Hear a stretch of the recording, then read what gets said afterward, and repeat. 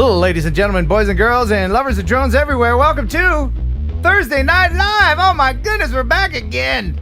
Show number 191. Good grief. Almost 200 shows. Hey, Kelly. Hey, man. What's happening today? I heard a rumor, confirm or deny, when you get to show number 200, you're giving away $10,000. Yes, I am. I'm giving away $10,000 of your money. Yes. And you know I have your bank account number anyway. So And my social security number. Yeah, don't worry about giving it to me. I'll just take it.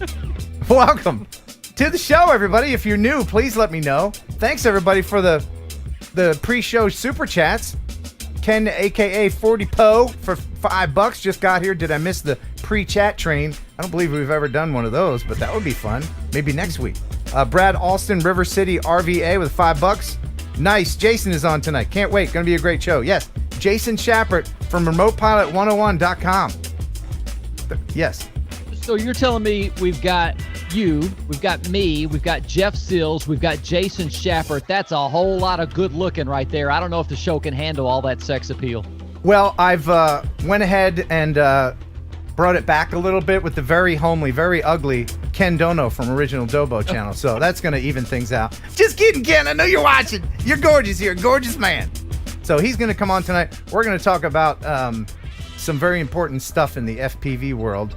And he's got the inside track. And Jason Schappert from RemotePilot101.com, he's got some insight as to the new rules and everything that are coming up and some other changes with the FAA. Plus, we're going to talk with Vic Moss later. He's got some good news, believe it or not. Oh. It's not all doom and gloom with him. No, he's got some good news from the Drone Advisory Board, Vic Moss, later on. Oh, my goodness. Newfoundland drones with a CA 500. What's that? CA. Is that Canadian? Is that Canadian? I think it's Canadian. That's a Canadian super sticker. Thank you. Stickers. I like stickers. And Geek Savannah with a 5-pounder. Pounded it out. Choo-choo. Oh, okay. I see what you're doing. Mm-hmm. You just don't want to see the news. That's fine. That's fine. Right. If you don't want to see the news, jump on board that super chat train right now. We'll delay this thing all night long. $10 from Media Mike. Hey, gentlemen, looking forward to a great show. WHM3 with a $10. And now for Media Mike and WHM3, here's Kelly Green to tell you which one of those two people are his favorite. Man, it's close. You know, I took on Media Mike in 1 Second Song, I think, a few months ago and embarrassed him. And he left the show for a while because he was so embarrassed. And it's good to have him back. WHM3, oh, that's close. I'm going to go Media Mike. Oh, you did make a choice. Oh, my goodness. Oh, my goodness. I can tell you this. Whoever super chats $100 first, I will like you better. How about that? No, just kidding. I like everybody. Mark, $5. Hey, man, how's it going with a super sticker? Wait. Sticker. Okay, we know how it goes. And Pure Heifer with $2. Thank you very much. All right, we don't want to derail the beginning of the show with all that the super chat goodness. But thank you very much. Tonight, let's go for 5 new members. Okay, 5 new members. That's the goal for tonight. What do memberships get you on this channel? Kelly, tell them all about it. Well, Ken's going to fly you exclusively to his home and give you a tour of the palatial Heron Palace and let you sit in live during TNL, kind of as his co-host, co-pilot sitting right next to him while the show's going on. No, none of that's true, but other stuff is. So become a member. Lots of other stuff. Yeah, lots of other stuff. Now, before we get to the news, this is a tradition now, and if there's any businesses out there that would like to sponsor the weekly Beauchart, well, they can do it. Just contact me right here. Let me know. I want to sponsor the weekly Beauchart with Jim Beauchart from Canada. Did I make, and I think you know, did I make the Beauchart Wall of Shame this week? I don't know. Let's all find out together. The Right weekly now? Beauchart, yes. Hi, Ken. Jim Beauchart back again with another episode of the Weekly Beauchart. Couple of observations from last week's episode. That guy that got the DJI brick, I hope he got a great deal on the Care Refresh program. That moth mower drone, that's a camper's dream. Everybody's got to get one of those. And a double dose of Dottie. That was great. Why does Jeff hate Dottie so much? maybe she doesn't watch the Drone Desk News. And Mr. All right, why don't you just stick to selling Lincolns? If my audio sounds bad or terrible, it's probably because I'm whispering carelessly. Hello? Is this thing on? Now a quick one, because we are running out of time. Who, not what, who do you get when you cross a urologist with a $100 bill? Urethra Franklin. On that note, and bye. There you have it. The weekly Beauchart from Jim Beauchart. Thank you. And George Michael makes the Beauchart Wall of Shame before I do. And if anybody can make it before me, I'm glad it was George. Yeah, okay. Yeah, you're a big fan of George Michael himself or Wham? Which one? Andrew Ridgeley was obviously the least talented. Oh, God, he knows of the two. names of the band members. Let's get to the news. Stop the music. It's time for news. Wow. Let's head over into the drone newsosphere with our buddy Jeff Sills and find out what's happening in the world of dronesy. Well, let's see. To start things off, racedayquads.com, I think, is going to be our all-time favorite people for a while because they're suing the FAA for remote ID. Oh, They have yeah. a case filed with the United States Court of Appeals in the District of Columbia, and the case is all about the constitutional rights and the freedom of flying, and the fact that the new remote ID process will infringe upon that particular right. So this is going to be a fun case to pay attention to. They are actively collecting financial donations, so they have a GoFundMe set up. Feel free to check the Race Day Quads website and join in the fun to try to challenge the FAA on remote ID. And if you want to see this full document, there is a link to the PDF in the description of this video. Yes, sir.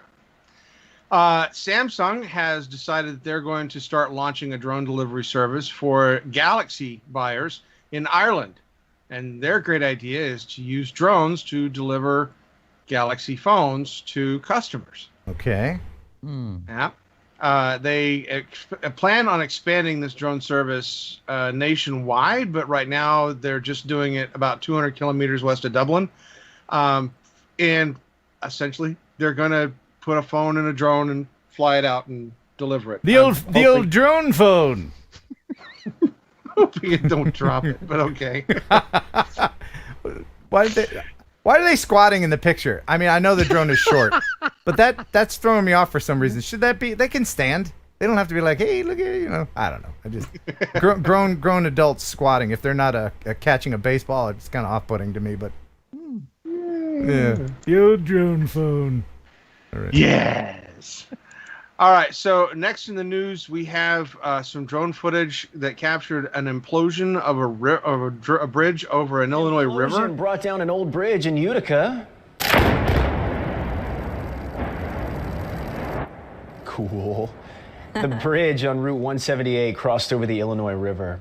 A fire department drone captured yesterday's implosion from overhead. A new bridge over the river opened last October. More STEM subjects right there, There it too, is. right? Figuring out all those explosives. Wow. They really use the word implosion liberally there.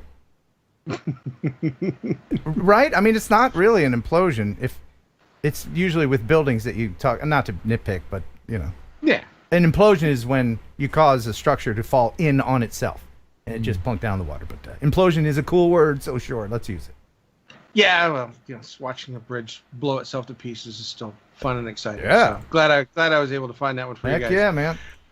All right, so Germany and the European Aviation, group, they designed or advanced something called a Eurohawk. The Eurohawk was going to be the German version of a drone that was developed here in the United States, the RQ-4E. And they had, worked really hard on trying to bring this as a device that they would be able to start selling to the European Union, etc. But those hopes have been shattered completely because they haven't been able to properly test the drone. One of the things that pretty much put a cap on this one was that they could not get permission to fly the drone over Germany. What? That the restrictions in the airspace meant that the Aviation Safety Agency certification was only available for flights over unpopulated areas. And of course, trying to find unpopulated areas that a big drone like that can fly over is probably pretty difficult. And so this wonderful $793.5 million project is going to a German museum. Oh, And will never be put into process. wow. That's a really sad case of one hand doesn't know what the other hand's doing. All I need is 793 million people paying $1 a piece to visit it at the museum, and they get their money back. Yes. Or just turn it into a giant tip jar, park it in the parking lot of the museum. People throw quarters in it like a fountain. Oh, yeah. Yeah. Talk about fun. All right. So next we have a very unique drone. This is a rugged scout drone designed to inspect tanks for leaks. Scout drone inspection and DNVGL are pioneering a new approach that uses drones and artificial intelligence to inspect the tank. The companies have partnered with Altera Infrastructure to carry out the latest test. So what we have here is a custom-built quadcopter framed drone. The main purpose of the drone is to gather visual data. Mainly we have a camera up front that gathers the data we're interested in. We have a 3D LiDAR, which is used for navigation and mapping inside the tank. And then we have a computer system on board that does all the computational work. The highest point inside the tank is approximately 19.4 meters high. Traditionally, the surveyors would use scaffolding to inspect the tank, but often rope access and climbing is needed for a thorough inspection. The drone, though, can reach all corners of the tank with much greater speed. The video is live-streamed to the customer and interpreted by DNVGL's algorithm, which is being developed to spot cracks and anomalies. This is letting the machine do what the machine does best, collecting the data, structuring the data, and presenting the information. A climbing team could spend days looking at certain parts of this tank, whereas with a ready deployed system, you could do a general map of a tank easily in a few hours. It's several scales of magnitude in potential time savings. Wow, that's cool. By the way, people are reminding me ever so gently in the chat that we didn't play our Pigeon Jerky sponsor commercial. Oh, that's right. Yeah, I have some sad news. Pigeon Jerky has gone out of business. What? No, I'm totally lying. I completely forgot. We'll play at the end of the news. I've been getting up at 4 a.m. Okay, all right. You had me scared there for a Yeah, minute, man. no, we're good. No, we're Okay. good. All right. So next we have Skyfront, which is a company that makes a hybrid drone, and they now get to claim the world record for the longest endurance flight. On behalf of the entire Skyfront team, I'm excited to announce that Skyfront has once again set the world record for multi-rotor drone flight time and distance traveled. All right, brothers. See you in 13 hours. With this flight, we hope to show the world what Skyfront's hybrid electric technology can do for aviation. The Skyfront Perimeter 8 took off at 6:08 in the morning and landed at 7:12 in the evening. A total flight time of 13 hours, 3 minutes, and 57 seconds. The drone traveled a total distance of 205 miles. That's more than half the distance between San Francisco and Los Angeles. What's really shocking about this flight is that we took off before sunrise and touched down after sunset. Our drones can fly longer than most multi-million-dollar manned helicopters. The Skyfront Perimeter is a hybrid electric drone that converts gasoline into electricity in flight. What sets our drone apart is that we design and manufacture every component, from the autopilot to the hybrid electric power source, to be as powerful and efficient as possible, all while maintaining a lightweight design. Combined with hundreds of system-wide optimizations, the Perimeter's endurance is unmatched. Wow, that's really cool. But Yeah. it is a gas motor, right? So it's going to be making a lot of racket. If you're starting that, you need to fly over somewhere, you need to be quiet. You know, it's going to be a noisy... I'm sorry, Jeff, please continue. I'm sorry, what, Jeff? I'm flying my hybrid drone. All right. Well, I'll put up with the loud noise for 13 hours and 205 miles. Sure. No, that's an amazing accomplishment. Yeah, I really look forward to seeing that technology dribble down into the rest of our little world. So, we need something. Oh no! Here it comes! Here comes the Skyfront drone again.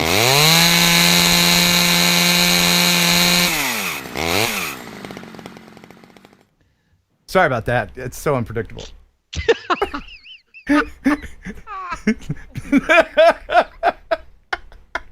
Why? Why not? Why not? Hi. Yeah. So we need something stunning, and I think that this stunning footage from an Icelandic volcano would fit the bill. Yes, look at that. I made sure to get the lowest resolution I could find of it. Wow. But that is neat. What kind of quad is that? Well, the thing is that the photographer Bjorn Seinbeck captured this footage on Sunday, March 21st.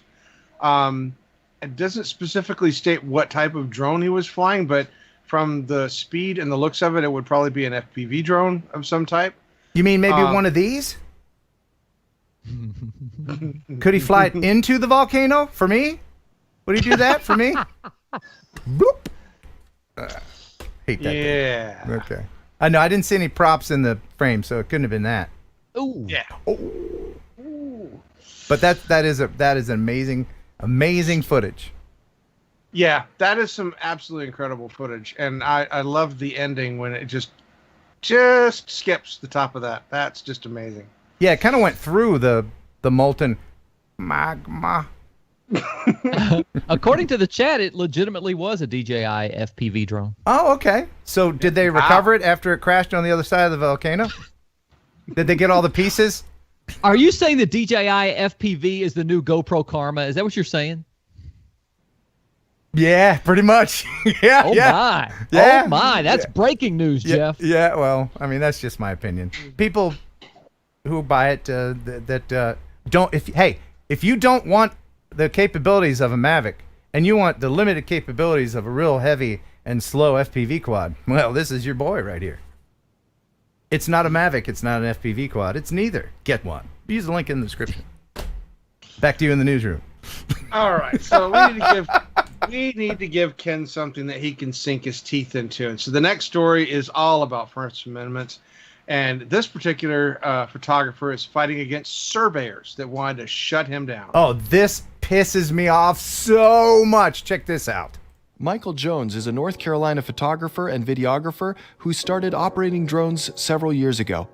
He's doing innovative work. So from the time the ground broke up till the finished job, I did a weekly progressive shot, basically, that let them see the job as it progressed. His services included what he calls mapping, and his drones have made it possible for one person to do in an hour what it once took a team of people several hours to complete. We can only fly 400 feet, so if there's a property that's 1,000 acres, we couldn't get what's called a nadir shot, which is straight down from the drone.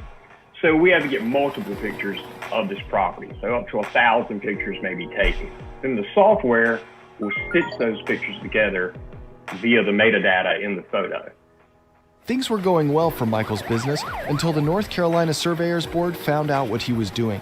The board sent me a notice December 20th of 2018, basically saying that they had found, I guess they're researching my website, they didn't really stress how, but they had discovered that I was practicing surveying or offering surveying services without a license. Shutting down Michael and other entrepreneurs like him ensures that licensed surveying companies keep the fast-growing drone imaging business for themselves. But the board's expansive view of what requires a license is at odds with the First Amendment. Collecting information, processing information, and selling information is speech.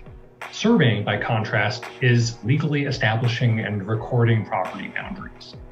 Michael wants nothing to do with surveying. What he wants to do is take photos of land and share information about land with willing clients. And that's speech, pure and simple. but I never submitted anything official. I always had, disclaimers on the end products that I delivered, telling that it wasn't accurate.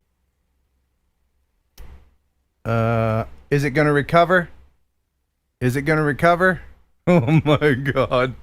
Are we back? All right.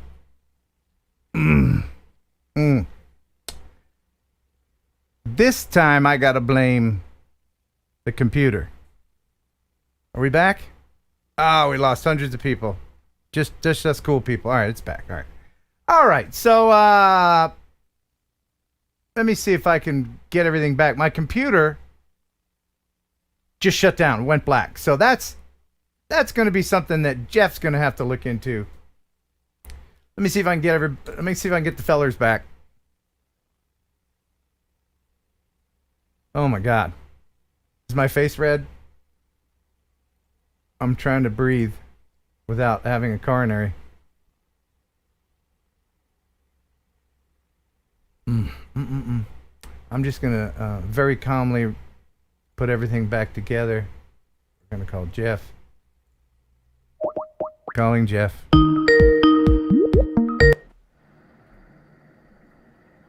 Jeff, buddy. Yeah. Hey, man. So, I was reading in there, Greg said that it looked like YouTube had a problem. No, it was the computer. Fantastic. No, my computer, and it did that last week. Black, shut down, off. I couldn't get into Task Manager or anything. You've been blowing out the vents in the back, right? What? The vents in the back. You've been blowing out the dust and stuff that builds up in the vents. Okay. Jeff's going to continue to ask me dumb questions. Let me go ahead and bring Kelly back. I always no. ask It dumb did this. questions. I'm a It did computer this. technician. Did this last week. Well, Jeff pretty much built my computer, so now I'm going to blame you. That's fine. We're going to make sure that we take care of this. It just went. It just no warning. Just not even a rev down. Just a. That's it. Kelly's back. Fantastic. Hey, welcome.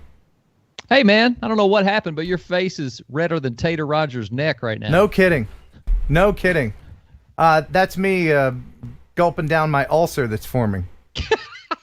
and for those who are watching the replay, YouTube will stitch this together. That's why I was rushing, because there's a certain amount of time before YouTube's like, oh, you're not giving us any more information. We're going to make this 2 videos. And that's the last thing I wanted to do.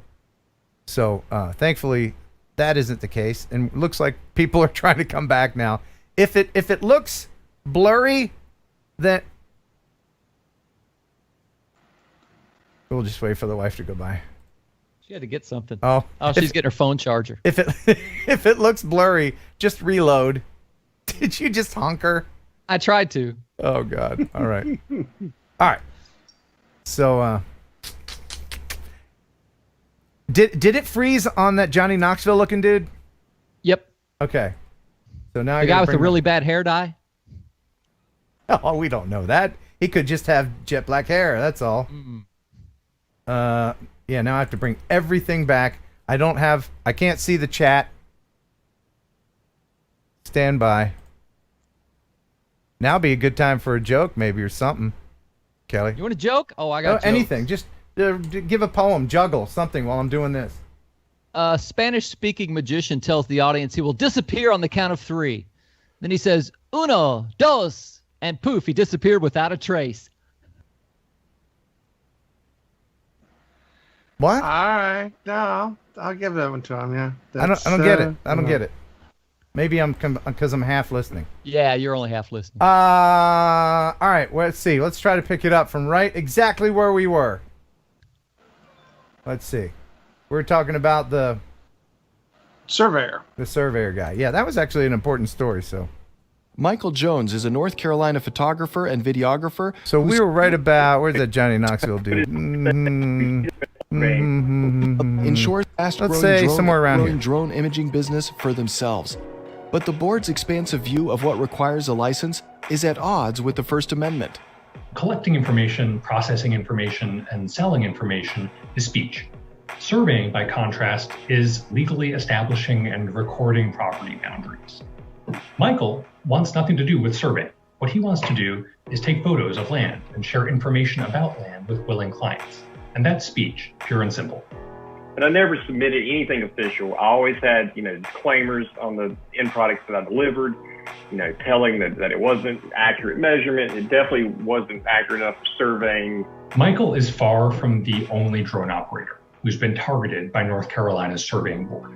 And now he's fighting back.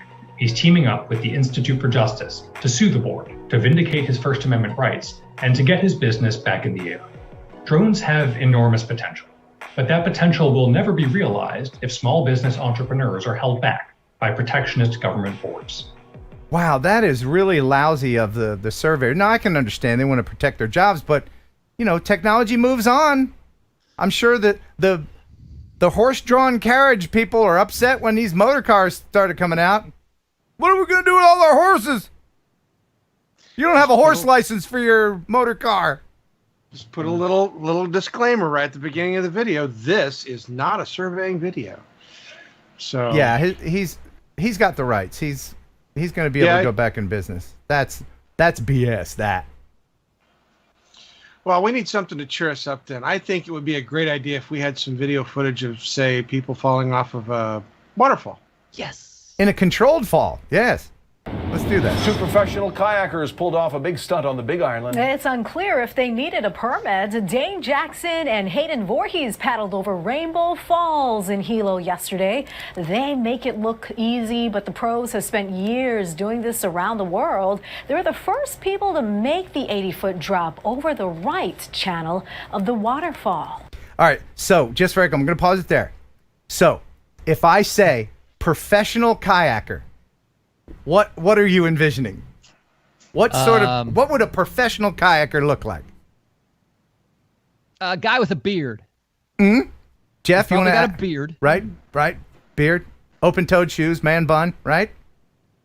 Probably 35. Right? Maybe 40. Right? Athletic? Yeah, good build, strong build. Yeah. Got to have strong arms. Do you think he's wearing natural fibers, brah? Let's find out if the thing you've envisioned is true. I've come here a lot when there isn't any water in the river. Yeah, brah. Swim below the drops, like all over this river. So we always make sure before we run it with a lot of water that we check it without water to check the depth. I mean, just coming over the lip of the waterfall right when you start to fall, my first thought was that, dang, this thing feels huge right now. And just like looking all the way down. And Jackson and Voorhees are multiple world champs. They say they never needed a permit, but the film commissioner tells us they could face fines if DLNR pursues the case. We've reached out to the state to see if it was required and have not heard back. No, I'm not downplaying their profession or anything, but what do you do after you're done professional kayaking? How do you enter the workforce? Go to your workforce? real job where you earn money to pay your bills? Dude, they're probably making more money than all of us combined. So hopefully they. I mean, why would anybody be even concerned about whether or not they needed a permit if they just want to? I mean, that's $1 million shot right there. You know what? Somebody wants to get some of that money. I think the permit was for the kayakers because in Hawaii, there's so many protected areas, and you need. It's all pretty much national, forest or whatever, the protected area. But and I'm not disparaging professional kayakers by any means. I'm just. Are you okay? Well, he is. But I'm just saying, once that's done, and you put your resume together, what's it going to be like? Dairy Queen, professional kayaker. Yeah. I guess I don't know. All right. So 4:30 a.m. on Monday in Grant County, deputies were called out to help in the search for a man with dementia. I love hearing these stories. This is video footage that was taken after several hours of searching. The drone, using a heat signature, was able to detect the slowly moving man and then guided rescue units to be able to rescue this person who had laid down in tall grass. So if they didn't have the drone, there's a good chance they never would have seen him. 70-year-old man was rescued. That's Great story. awesome. Yeah. Yeah, Great story. Any drone with FLIR on it, I mean, people's lives are being saved by these things. Will that eventually, you think a FLIR camera will eventually become kind of a standard thing on most drones? No. No, it'll always be a specialized drone for law enforcement. FLIR cameras are standard on emergency or police helicopters in larger cities, certainly. And this type of technology is allowing smaller cities with smaller budgets to be able to afford the kind of technology that would otherwise cost millions of dollars and many, many man hours to operate. So this is so great. Yep. Yes. Yeah, I would say personally that commercial drones would be the ones that would most commonly end up having the FLIRs, and I would say that in a commercial market, probably just about every manufacturer would offer or have a FLIR setup on their drone. I remember when Ken first got his FLIR camera. It's probably been 10 years that it just blew me away. The technology blew my mind 10 years ago, but now you see it kind of every day. Yeah, it's getting better and better. By the way, I want to apologize. Because of the little blip we had, I can't roll back and see all of the super chats that you did. So you got to give again. Yeah, you're gonna have to give again. The last one I see is from Pure Heifer for $5. Pigeon Jerky found out that you didn't run the commercial. That's why they hacked my system.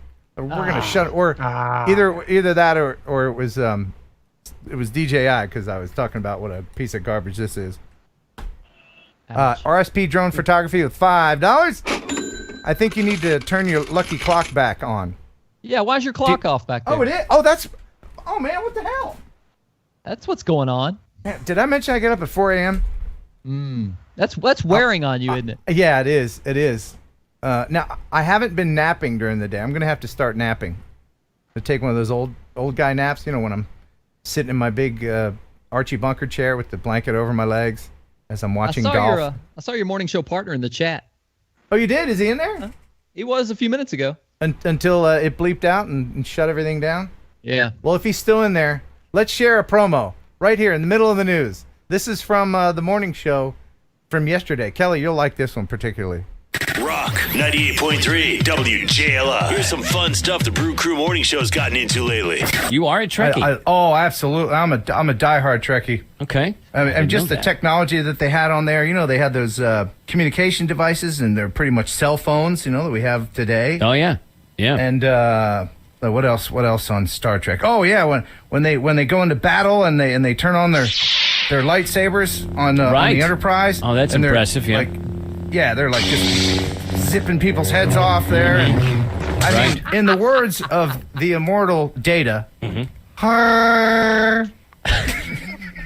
I pissed everybody off all at once. You're welcome. Thank you very much. Start your day with JC and Ken. I'm going to try my Wookiee again. Wait. Hang on a second. I think I have it here. I think I have it here. Yes. Yeah. That's it. I think that's the sound. Yeah. From Wookiee to Nookie, you get it all here on WJLI. Yes. The Brew Crew Morning Show. The Brew Crew Morning Show. And by the way, you can stream his show every morning at rock983.com. Oh, yeah. Yeah, if a moderator wants to put a link in the chat, feel free to do that. Now back to the newsy.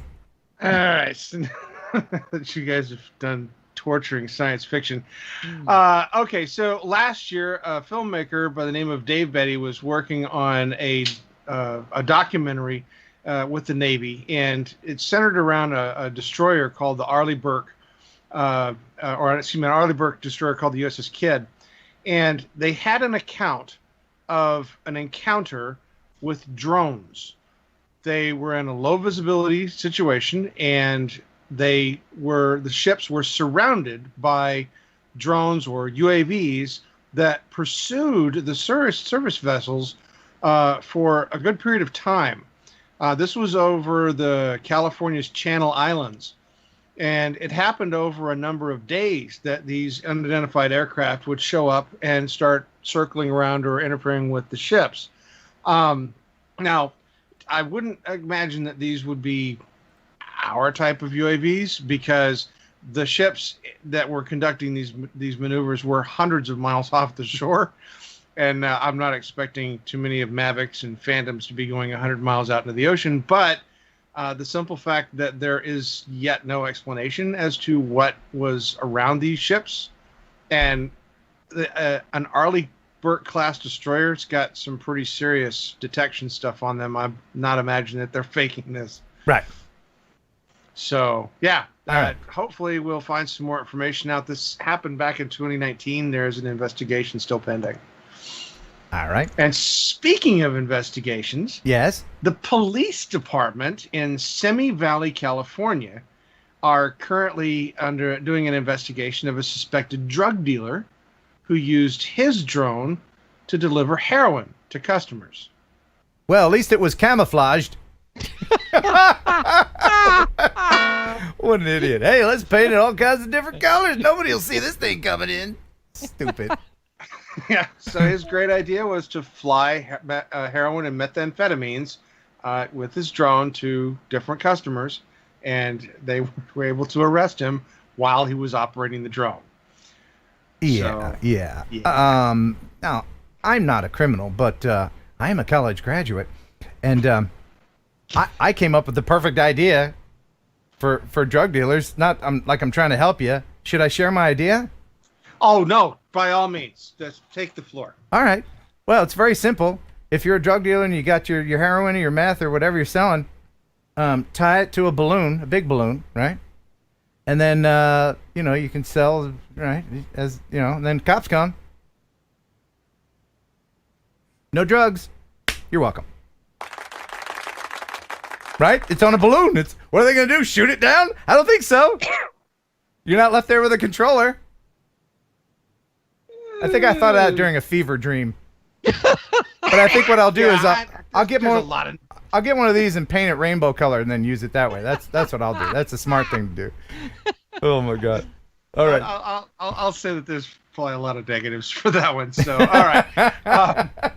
Moving on. Yes. The last story we have, well, it really isn't a story. This is some footage that was released recently on YouTube. RTB Drones, his channel had this amazing footage of an FPV pilot that had an interaction with a hawk. And this is a DJI FPV. Oh, it can do a flip. Nice. But you know what it can't do? What? Oh my! It can't outmaneuver a bird. Look at that! He was coming in hot. Yeah, man. That is amazing. That is really cool. The drone was able to maintain flight, and the bird was unharmed, as best I could tell, and flew off afterwards. The what was unharmed as it flew? What was it? I said it out loud, didn't I? Yeah. What was? I didn't catch. What was that again? It's the last story. It's a bird. Bird, bird, bird, bird. Bird's the word. Bird, bird, bird. Bird's the word. Well, don't you know about the bird? Well, everybody knows that the bird is the word. Jeff. You alright, buddy? Jeffrey. Come back. Yeah. Oh, it's done. What are you drinking there, man? Alcohol. His life away. Yeah. Now, yes. The tears of myself. Do you know what else is a bird? Pigeon jerky. The Cadillac of processed meat and our favorite sponsor of all time, ladies and gentlemen. You'll enjoy pigeon jerky, the Cadillac of processed meats. You'll enjoy pigeon jerky, and you'll give your family a treat. It's balanced nutrition to help them grow, and it's full of fiber to make them go. Here we go. You'll enjoy pigeon jerky, the Cadillac of processed meats. Yeah. All right. It's also brought to you by bourbon. All right.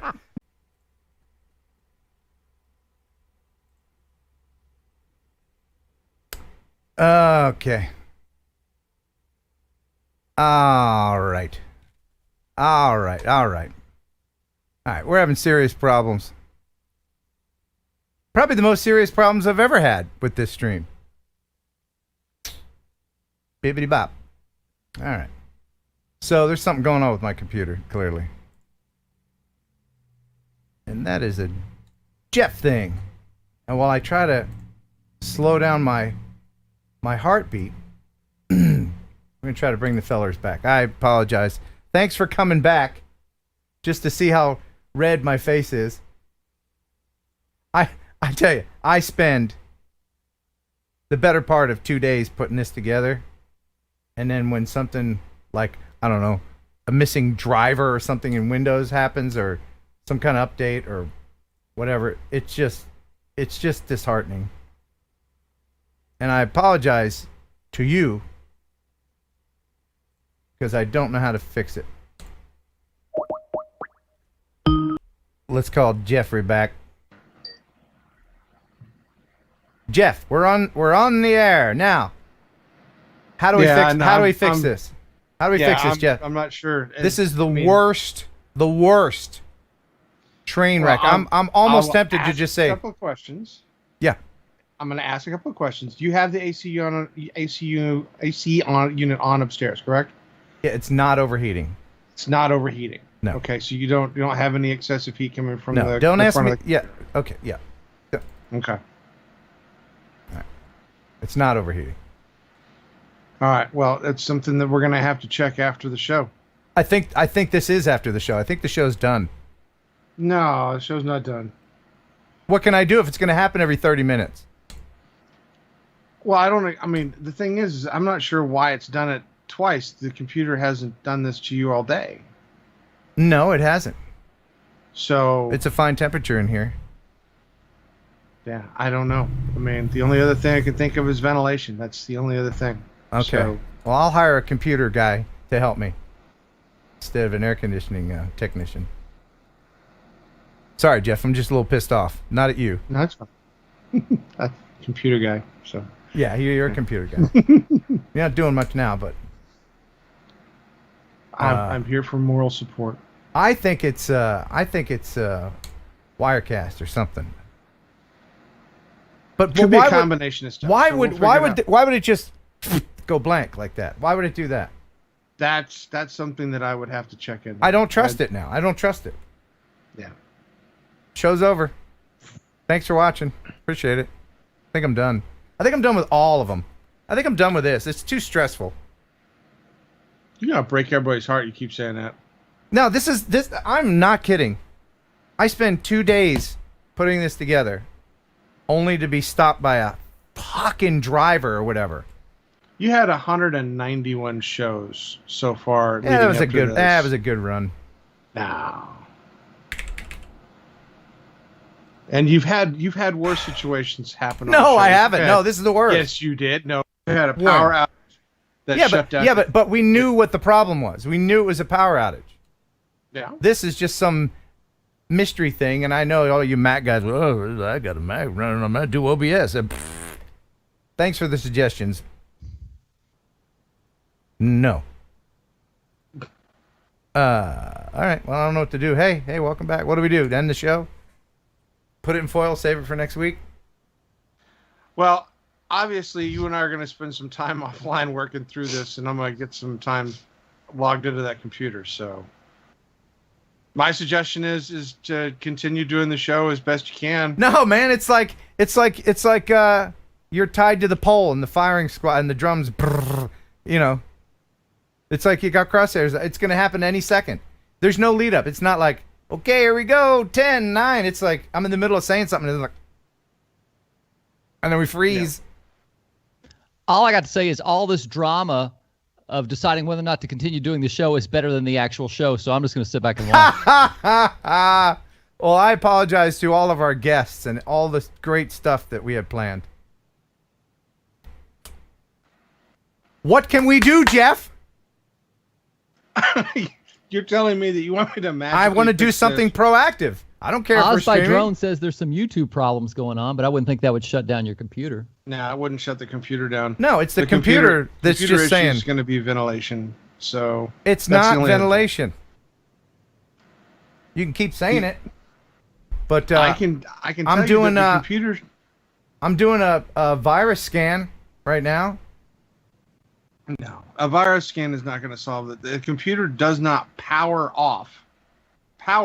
It does if the Chinese, if DJI saw how much I hated this damn thing, and they're like, okay, shut them down again. There's a room full of DJI dorks going, we got you. Say something bad about our quad again there. Oh, see, now Kelly's just messing with me. Kelly's just messing with me. That's funny. I don't care who you are. You do a show, I'll just watch. Holy shit. This just sucks. This is the worst. This is the worst. I think I'm done. I'm seriously contemplating. It's too much. Great. Well, the only two things that will make a computer shut off the way that you're describing is either one, that it overheats, or two, that it has an interruption in power. Something interrupted the power. Okay, overheats. Let's see. Let's see what the temperature is.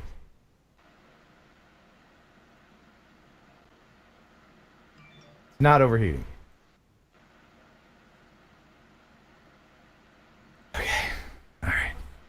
All right, I'm gonna go watch wrestling. Y'all want to call me back? When, Go do that. When you two sis boys decide whether or not you're gonna continue.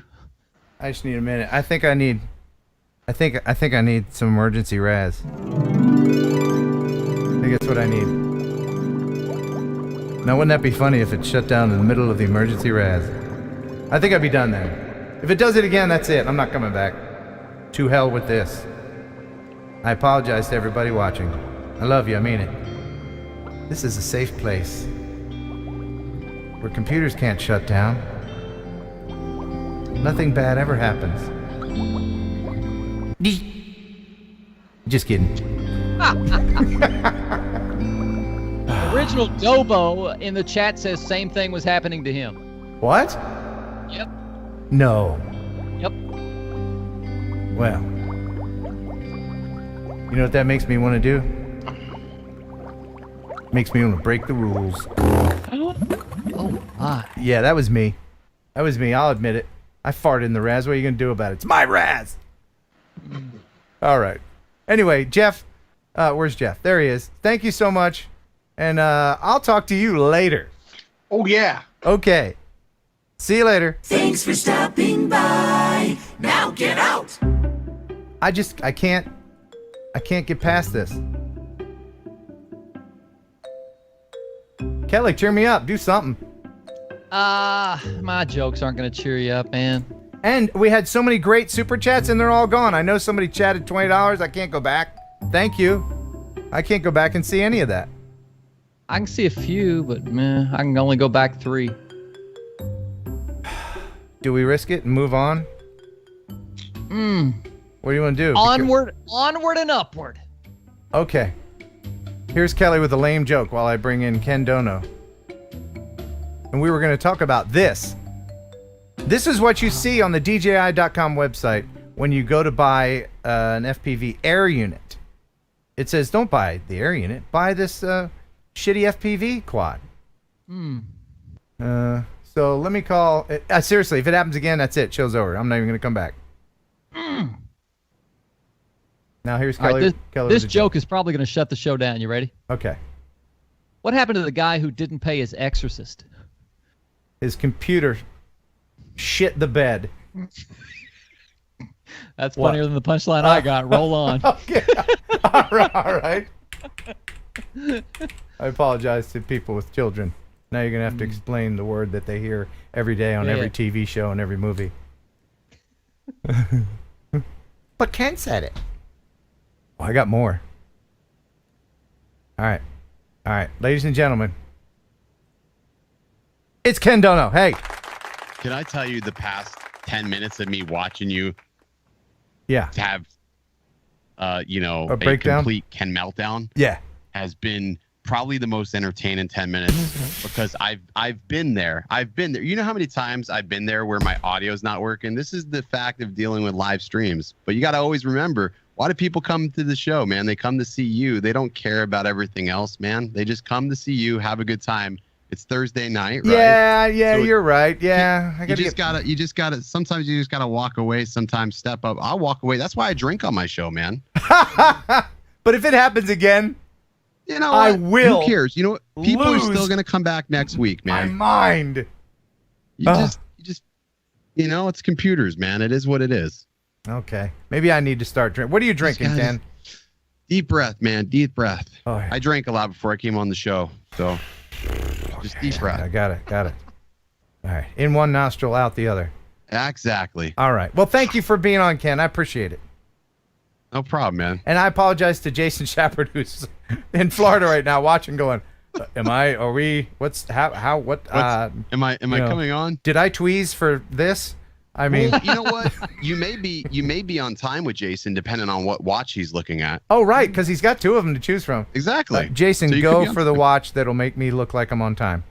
There you go. All right, so very quickly, Ken, why are people losing their minds over this message that they're seeing on DJI? People are losing their minds because when you click to buy an air unit right now or the FPV system, it is defaulting you to purchase, or they're suggesting you purchase their FPV drone, which obviously if you're a hobbyist, you probably don't want to do. You want to build your own. They've also laid out a very vague statement, and there's a lot of misinformation happening right now from DJI, and people have the assumption that DJI is no longer developing the air unit, which is not the case. The fact is that chip manufacturers are having a shortage in supply. DJI cannot meet the demand to ship these units out to their distributors, nor can they meet the demand that they have on their website. So they've sort of put out this sort of like bulletin. Plus, too, we're in the interim, right? This has been out for 3 years now. We're going to see something new eventually, right? Yeah, is this kind of like what they did with the Phantom 4 version 2s? Yeah. They said, oh, we're not making these anymore, and then everybody went nuts buying up what stock they had left, and then they reissued them. I think with DJI, everything they do is really strategic, right? You got to think that they are the Apple of the drone world, right? So every time they do something, people jump, they sort of react, and I think DJI weighs the reaction almost like a poll. Like as a YouTuber, you can put out a community poll and sort of get the temperature of your audience to see what they like or don't like. And DJI is no different. They sort of do this thing to see how people are going to react. And from there, they can sort of assess, how much of a demand is there for a new air unit, right? How much of a demand is that for this product? Because otherwise, you have these things sitting. It's a stale product at that point. They don't want that. They want to move it through as quickly as possible so they can regain their capital that they spent on all this. Right. So I think it's strategic to a sense. So is there going to be an air unit version 2? I firmly believe there will be. There's been a lot of talk of it. If they do it, I wouldn't be shocked, but I also wouldn't be shocked that if their partners like Caddx don't develop something as well. Again, remember, they've licensed things to Caddx, so they can go a whole new direction for themselves. One thing to keep in mind, if you buy the air unit today, you're not getting the full feature set from the V2 goggles. So you have the V2 goggles, but they're still basically a V1. They don't have that higher refresh. You don't have the better resolution, and it doesn't work with the new RC. So so it's sort of like, it's silly at that point. You're stuck in a V1 world rocking the latest gen things. So it'd be stupid for them not to, but it's just sort of a wait and see. I think it'd just be better off if they let Caddx just go at it, right? I mean, nobody makes better hobbyist products than Caddx. They should just let them do it and make more sense from a financial standpoint. Does the air unit have better range than the Vista? From my testing, and people will argue with me, they both have similar range. Honestly, it all depends on the obstructions. DJI has never been known for the best penetration when it comes through like objects in front. I know. I just keep setting myself up. I keep setting myself up on this show. Where's that soundbite? Will that break the stream? Okay, yeah. Here we go. This is. There we go. First, it was Billy. It was really stiff, but then Ken loosened it up a little bit. Yeah, Ken, you, and then you replied. Yeah. It was really stiff, but then Ken loosened it up a little bit. With it not being so stiff, it was better. Yeah. With it not being so stiff, it was better. It's better if it's not so stiff. I don't know. That's something he always say. Sure. Yeah. Yeah, so tell us more about penetration, pattern, man. I think it's a wait and see. I think they're going to want to see how their FPV drone is received and how the sales do, and if there's a need for, newer products. I mean, there's an end of life to every product, right? And I think that the FPV system, the V1, was a good first product, but they can definitely do better. Maybe we're in a wait and see. They're trying to see what Orca is going to do, or see how Red Cat reacts with Fat Shark. I think those are all like plausible things that could be happening right now. Okay, Kelly, your opinion. Everybody's asking me if I'm going to get a DJI FPV, and apparently I've already got one, but I call mine the GoPro Karma. That's about accurate.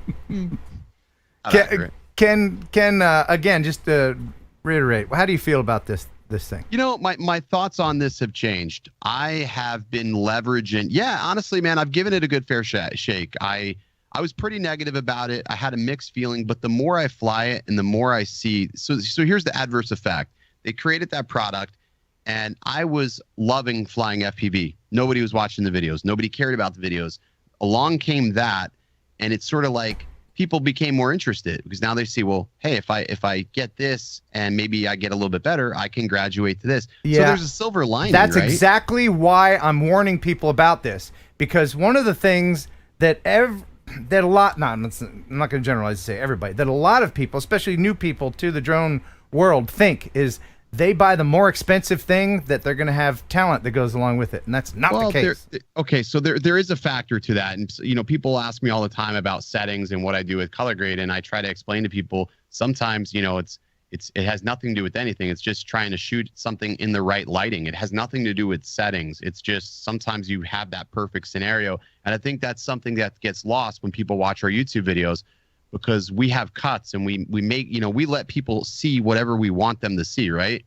So in people's perception is every time we go out and shoot, we're getting it the first try, which is not the case. It's like watching those fishing shows. They get a hook up on every cast. That's a good analogy. Sometimes you don't get a perfect flight every single time. That's why I leave my F-ups in there intentionally. Yeah, I mean, you got to sort of give it the good with the bad. That's why I like watching poker vlogs. I watch poker vlogs, and I like seeing their losing hands with their winning hands. It's sort of interesting. You get a mix of everything. It feels more real it that way. Yeah, but I just want to say, you know, to the people, and I get this question all the time, like, I want to upgrade from a Mavic to, should I get the Inspire 2? Like, they think that more expensive and bigger is better. It's not. Every drone has. I would not recommend it for a first drone. We were at an event this weekend in South Florida, and I'm going to tell you, man, I know the guy personally. Well, not personally, but he's a friend of a friend that came to the event. His first drone was the FPV drone, and I shit you not, Ken. He's sitting there flying with the motion controller, and the winds are blowing almost 30 miles an hour, and he's ripping. Well, he loses it once. He goes under a bridge, and we're all around water. He goes under the bridge, and it loses connection, and I'm thinking he lost this thing. Well, it comes back to him, and he says, you know what he says? He goes, this is so easy to fly. I'm like the Maverick with this controller. The next thing that happened was this thing took a sharp turn directly into the water. I mean, I heard about that guy, and then they waited out and got it. Did he go after it out and got it? Wow, unbelievable. Wow, yeah, it's definitely not a. It's definitely not a. No alligators. It's definitely not a first drone. But you and I have talked about that thing to death. Yeah, I mean, I think it's got a point. It's got a point, but you just have to know what you're getting. I think if you know what you're buying, then you're fine. If you expect it to do what you see on YouTube, then that's not for you. Then it's going to be a bad day when you crash it. Right. It's not going to turn you into Johnny FPV or Mr. Steele. Oh, no, of course not. No. But just to reiterate. It won't even turn you into Donnie FPV. It's, it's not going to happen. That's a joke. I'm really his dry half-wit tonight. brother, Lonnie FPV? Lonnie FPV, Donnie FPV. What about their sister, Connie FPV? Oh, Connie. Forget Connie. FPV. Oh, my gosh. Forget Connie. So we shouldn't worry about this then. Because I wouldn't worry about that at all. And here's the reality: even if you had to fly analog, what's the harm in a little bit of static and whatnot? Yeah. I'm kidding. Nobody wants to fly analog. It'll still be around for a while. It'll be around. I mean, we're going to see new technologies. This is going to be the year where I think we finally get a competitor to DJI. It's just how much and when, and that's always the way it works, right? Yeah. So and, nothing to freak out about. Well, I could talk to you all night, Ken, because I know. Are you better? You calmer? I think you should bring on that good-looking guy, Jason Schappert, and with the two watches. I'm a little bit calmer, and that's weird that you had a calming effect because you usually don't. I know. I usually rile people up. Yeah. I'm growing. Yes, I think Kelly? we learned a valuable lesson. When something goes horribly wrong and Ken has a meltdown, his numbers actually go up because people stick around to watch the meltdown and call their friends to tell them to tune in to watch the meltdown. Well, I did, and I did just that. I texted Billy and I said, "Hey, you're gonna want to turn on TNL. Ken's having the most epic meltdown." You know kid you not. when the F-bomb comes out of my mouth on the live stream. Oh man, I love it. I was sitting here listening to it, and I actually had to walk over to the monitor to see what was happening. You know, when I stop doing something for that, I'm like, oh, this is good. Yeah. Well, So- if people want to watch your channel, when do you have your live stream? When's your live stream? My live stream is the day before your live stream. I'm sort of like I warm you up type of thing. You do warm us up, man. I warm you up. Everybody knows that you're a warm and loving little teddy bear. That's all you are. Exactly. You're just There's a cuddle another muffin. soundbite for you right there. Yeah. Awesome. We're giving it us. Well, I'll let you go, guys. Okay. Y'all have a great evening. Thank you, Ken. There we There's a link to his channel in the description. Thank you very much for being on, my friend. See you, buddy. All right. Bye. Always enjoy his insight. Good guy. Yeah, good guy. And you can't have too many Kens on. I think he and I, I think tonight one was enough. Yeah, you're probably right about that. We should do a show together, he and I, Ken Squared. Yeah. All right. So I am seeing some super chats. I think we got some new members. I apologize. I remember seeing them going by before everything broke down. It's going to happen again. We just don't know when. It's like going to NASCAR. There's going to be a crash. You just don't know when it's going to happen. So is it third time's the charm or 3 strikes and you're out? 3 strikes, you're out. I won't come back after that. Gotcha. Show's over. But Ronald Wechter with a $5 emergency super chat. Thank you very much. Jay Young with $5. Stay on. We will stay. All is end. Yes, I have to find my Cheeto. Newfoundland drones. Serenity Now. $5. Thank you so much. And Ted Bowman with $5. Appreciate it, my friend. And Bill Ronane, right? Bill Ronane with $5. Too bad you couldn't make it to Florida Saturday. Yes, that would have been nice. There was a gathering of drone people in Florida to talk about the loss of our buddy Rick Halber. And a lot of people showed up.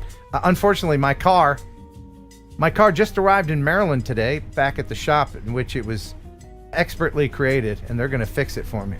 Do you have a picture of what you're driving right now? Have you talked about what you're now driving? I don't have a picture I could share, but if you want to Google what a 2012 Fiat Abarth 500 looks like, it looks like before I drove it, I had to clean out all the clowns. All right, I've got plenty of viewer videos. I'll just continue on the show until I can't. That's all I can do. All right, lots of great viewer videos. And speaking of the DJI FPV, let me just share this really quick. The prize tonight, oh my goodness, 1 second song, we're gonna play it. These are filters from freewellgear.com for this guy here, this professional, wonderful, awesome thing that everybody's gonna want to get. But if you have one and you need an ND filter for it, like say if you want to break more stuff when you crash, break one of these. You put it right on there, and then look, then you have an ND filter on your, so you can make your crashes look real good. Oof. Yeah, those crashes are gonna really pop now. Man, when you don't like something, you go all in or all out. It's true. Some girl broke my heart when I was 18. I climbed a billboard and let's say I used spray paint to disparage her name. But I'm not like that anymore. I'm older and much more mature. And I want to thank Dynadrone. Don't go, Ken. I just got here. Thanks for the $5. And we got a new member. Robert Anderson. Welcome to the Razketeers. Wonderful. All right, now here's Kelly with a joke as I bring in Jason Schappert for the first 2 minutes, and then it'll all go to hell again, I'm sure. Did you realize that pizza is basically a real-time pie chart of how much pizza is left? Oh, yeah. And then is there a punchline, or is that it? Just a cool insight? That's just cool insight. Okay, great. It's one of those kind of shows. Yeah. Hey, look, everybody, it's Jason Schappert. What? Kenneth, you look so good today. The red on your face, it brings out your eyes. Does you know it? that? Oh my Jason, God. before we get started, what kind of cheap, low-budget motel room are you in right now? Well, it's funny you say that. I am actually in the place of Mr. Heron's conception, that being Melbourne, Florida. And this fantastic establishment is all that exists in Ken's hometown, believe it or not. Do you That's know where he was conceived. Do you know where I was? Do you know where I was born? I thought you were born in Melbourne. No, Cape Canaveral. That's like the same thing, Ken. Oh, is it? Okay, well, what do I know? essentially the same I was thing. only in Florida long enough to be born. Well, Kelly, you really think this is a cheap hotel room? This was $89 a night. Come Oh, on. hey man, that's uptown. Look at that. Thank you. Yeah. Thank you. Here's I can smell the sin coming out of the walls. Here's how you can Cigarette tell. burns in the carpet. What are you talking about? Here's how you can tell if it's a cheap motel. The pictures on the wall, if you're able to move them or if they're locked down. Let's find out. Here we go. Here's the test. Yeah. Cheapo. That was good. In a nice hotel, they trust you. In a cheap hotel, they're like, nah. It's where they have the small hangers too on the little hooks, so you don't take them home. That's the other one is. So you don't take them. They don't give you no robes. There. Exactly. Yeah, no Toblerone for you. All right. So hey, welcome to the show. Thank you so much for doing what you do with RemotePilot101.com. Just to let everybody know before we start chatting, and we will be chatting. RemotePilot101.com, the place to go to study for your Part 107 test, so you can legally make money and you don't get the government upset with you. Yes. So, and use Heron18. That's the code to remember for 30% off. So there you go. Still the most used promo code, Ken. People like you, and they even listen to you. No, go on. Oh, yeah, exactly. Yeah, Again, yeah. looking at you is like looking in a mirror, buddy. Of course. Looking in a mirror that time travels to my 30s. Anyway. Because the two watches. That's right. Now, I think, according to your watch, it's time to talk a little bit about some upcoming FAA changes, and people are worried. What should people be concerned with? Now, and along those lines, I get questions all the time like, I want to get into the drone hobby, but I'm afraid to buy anything now because it's going to be obsolete or regulated out of existence. What do I do, Ken? So how would you answer that? It's a great question. You say you want to talk the new rules and regulations. I would say which one? We can certainly start with remote ID because you're right. Everyone's freaking out. I'm going to drop X amount of dollars on an Inspire 2, used, new, doesn't matter, whatever it may be. DJI FPV, which is, a phenomenal FPV drone. I've heard Ken just phenomenal. Rave about it. Have you flown one? I have not. And I remember you said you wanted to chase my airplane with one, and I'm having second thoughts on letting you do such a thing now. Well, with the reliability of it. I've been practicing. Yeah. Yeah. No, I think it's going to be fine. This thing is so rugged. Oh. Okay. Broken arm. It's fine. Yes. Yeah. But no, we're talking remote ID, and yes, remote ID is coming. Again, for those that don't know, think of remote ID as like your digital license plate. Ken can't be driving down the road and see an attractive lady and write down her license plate and go Google and find out about her. Thank God it doesn't work that way because I'm sure Ken's tried it. Oh, remote yeah. ID is gonna be the exact same thing. We'll be able to see who's there. We'll have that digital license plate, but myself and Ken and Kelly, we won't be able to do anything with it. The FAA will. Perhaps law enforcement, they've kind of gone 50-50 on that with some approvals to be able to do that. Now the question arises when you say, I've got a closet full of 6 DJI drones and a bunch of different FPV drones. What happens in that case? Well, this is the opportunity where someone who is an entrepreneur, a capitalist, wants to come out because the FAA is publishing guidance for making aftermarket remote ID that could work in that place and suffice off that as well. So you can, please go purchase your used Inspire 2, whatever it is. It's going to become obsolete. All technology becomes obsolete. Look at Ken's computer. I mean, everything becomes obsolete. Yeah, you got me there. You got me there. Everything's obsolete eventually, but you can keep Band-Aiding it together, Ken. So if we have older drones, are we going to be able to bring them up to regulation with some kind of aftermarket something or other? Again, the older DJI products, absolutely. Some of these things that you're doing home built and everything else, I mean, it could be another ball game. I'm not sure about that. And then I think about the FPV community, and I'm actually excited to follow what Race Day Quads is doing. No one gets excited about a lawsuit. I guess that sounds weird, but it'll be interesting to follow what happens, because the FPV community is all about weight and aerodynamics and speed. So adding something else to the equation, I can see that not going over very well, in addition to all the other having to fly in FRIAs if they don't want to do it, and all the other regulatory stuff that goes with it. Yeah. Now, just to be sure, you're not making up the regulations. You're just telling us about them so that we know. Right. Oh, sure. So I'm not the enforcer, man. No, I'm just the educator. That's all I'm doing. Don't blame the messenger. That's right. But whenever we have people on talking about, how awesome remote ID is going to be, and there are some parts that can benefit us. There's always people that are like, no, man, I'm never changing. I'm going to be in old days forever. I do understand that we do need digital license plates. There's going to be soon over 1 million registered drones in this country alone. That's a lot, and that's a lot that the FAA has to deal with. So I'm on board with remote ID. I hate that it's not the Wild West anymore. I guess those days are gone, and we have to evolve with the technology, right? And we froze, and that's it, and it's over, and that's it. No, we didn't freeze. Are we still here? Yeah, we're still here. Jason, can you hear us? Jason's on that Motel 6. You still got me, Ken? Yeah. Yeah. I'm still here, man. In and out? No, we're good. Jason's on Motel 6 modem. He can't hear. Jason, can you hear me? Come in, Jason. Let's talk about him behind his back. All right. I'm going to call him back. Okay. I'm going to call him. You made to hang on? Yeah, you stay here. I'll just call him back. We'll hang up with him. All right. Yeah, why not? The show's already shot.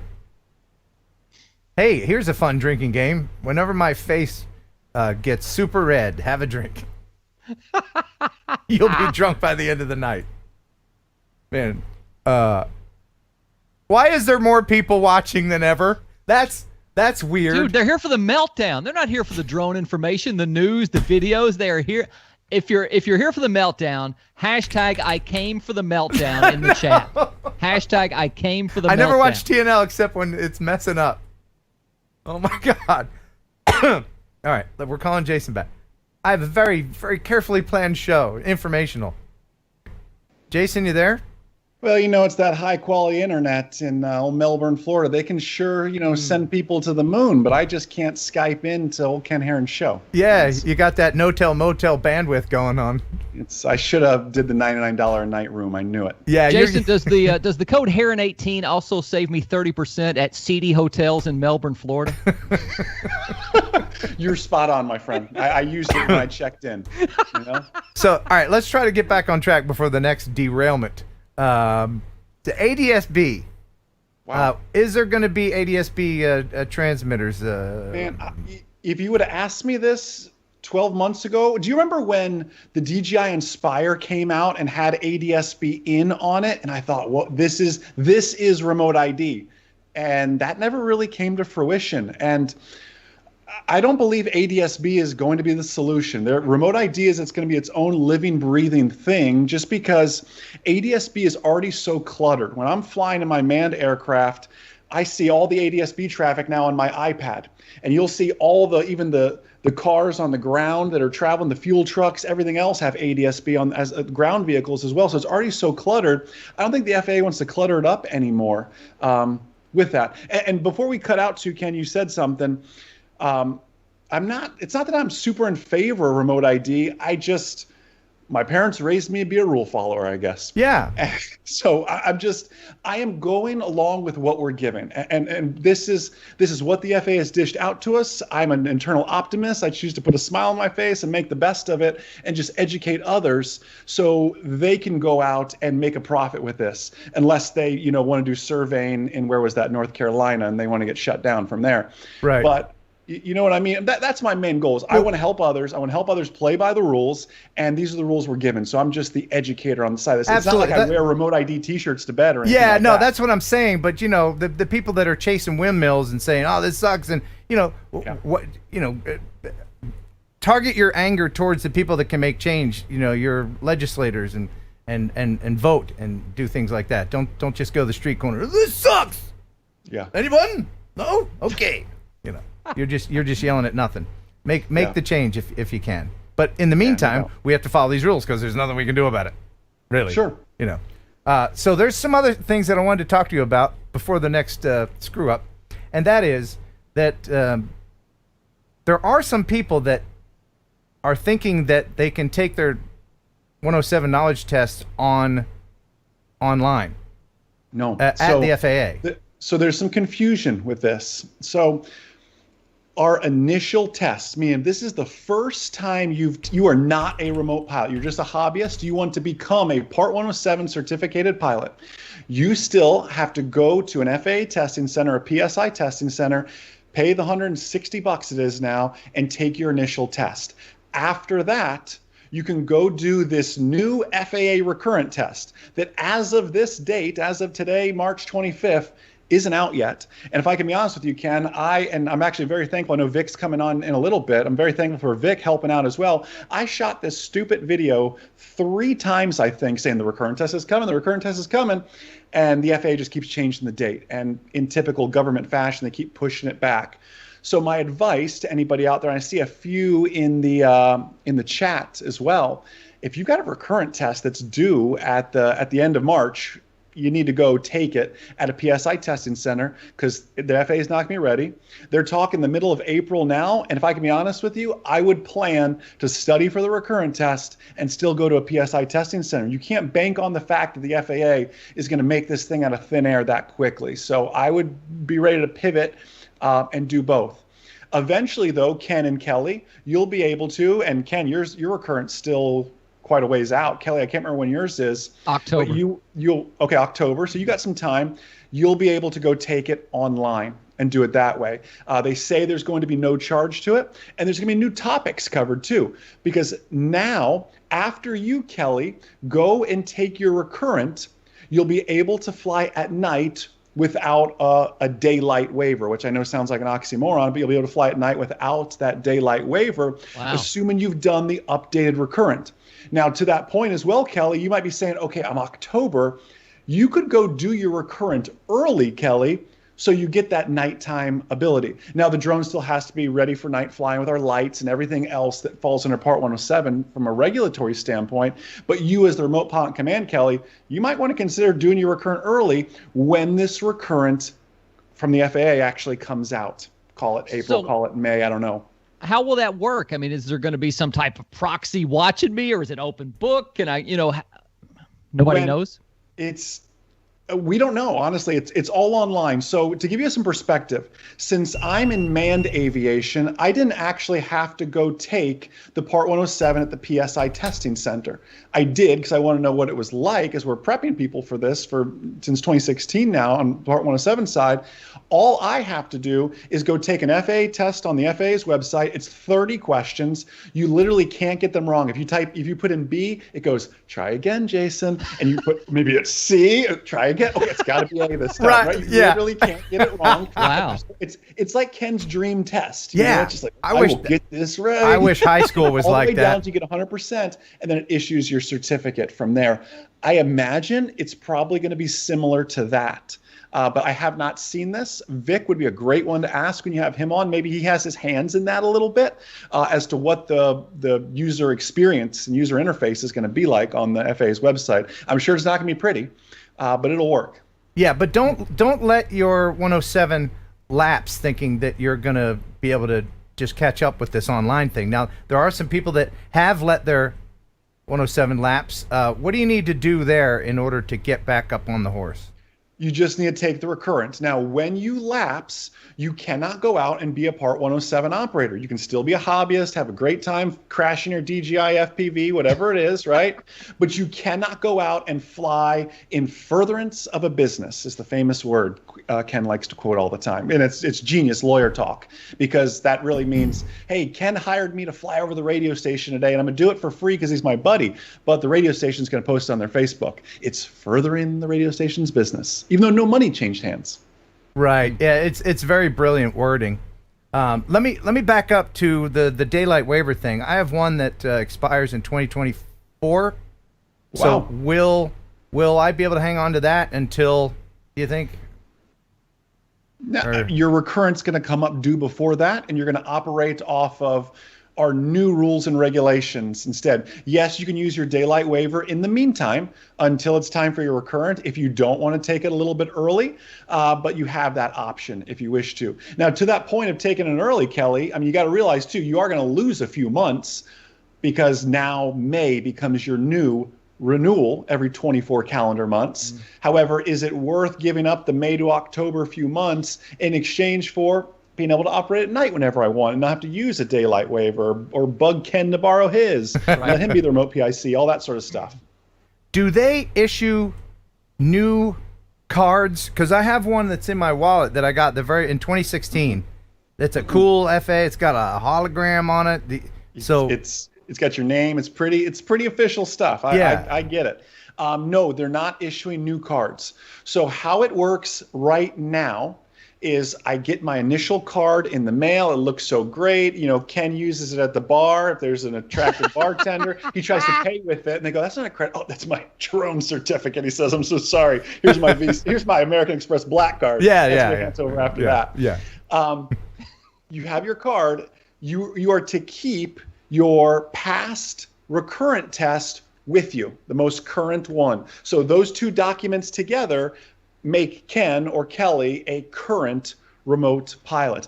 I would imagine, again, this is probably a question for Vic next, you'll get some sort of printout that you're going to print out, and those two documents, once again, together will make and show that Ken is a current pilot staying on top of everything. So they're still issuing the cool plastic cards to people who take the test the first time? Because you're still going to the PSI testing center to take that initial test from there, and they're going to send you one in the mail, yes. Okay, can you, like you can with your car insurance, have it on your phone on a PDF? Or do you have to have the physical document? Wow, that's a great question. I don't know that answer. I'm going to vote. I've always been taught in manned aviation I have to have the physical card with me. But in today's digital age, I can tell you have the physical card with you is best. Yeah. Because there's actually procedures if you lose your card, how to get a new one or request a new one within 30 days and everything else. Oh, okay. Cool. Well, let me remind everybody, this is Jason Schappert we're talking to, and this is his place that you should go to. Check it out. It's remotepilot101.com. And you can use Heron 18 to get a discount to become a member there. Now, that's for life. That's forever. It's forever, man. Right? We got you covered, and we're pushing out all our new updates to reflect night, moving vehicles, over people, all the new rules and regulations we went over a few episodes ago. Ken, all those are being pushed out now. So as people are going through, although the FAA hasn't officially updated these databases yet to reflect that, we are getting everybody prepared, everybody ready with the new questions, the new videos. So anybody who's just hopping in there now, they can know they always have the most up-to-date information out there.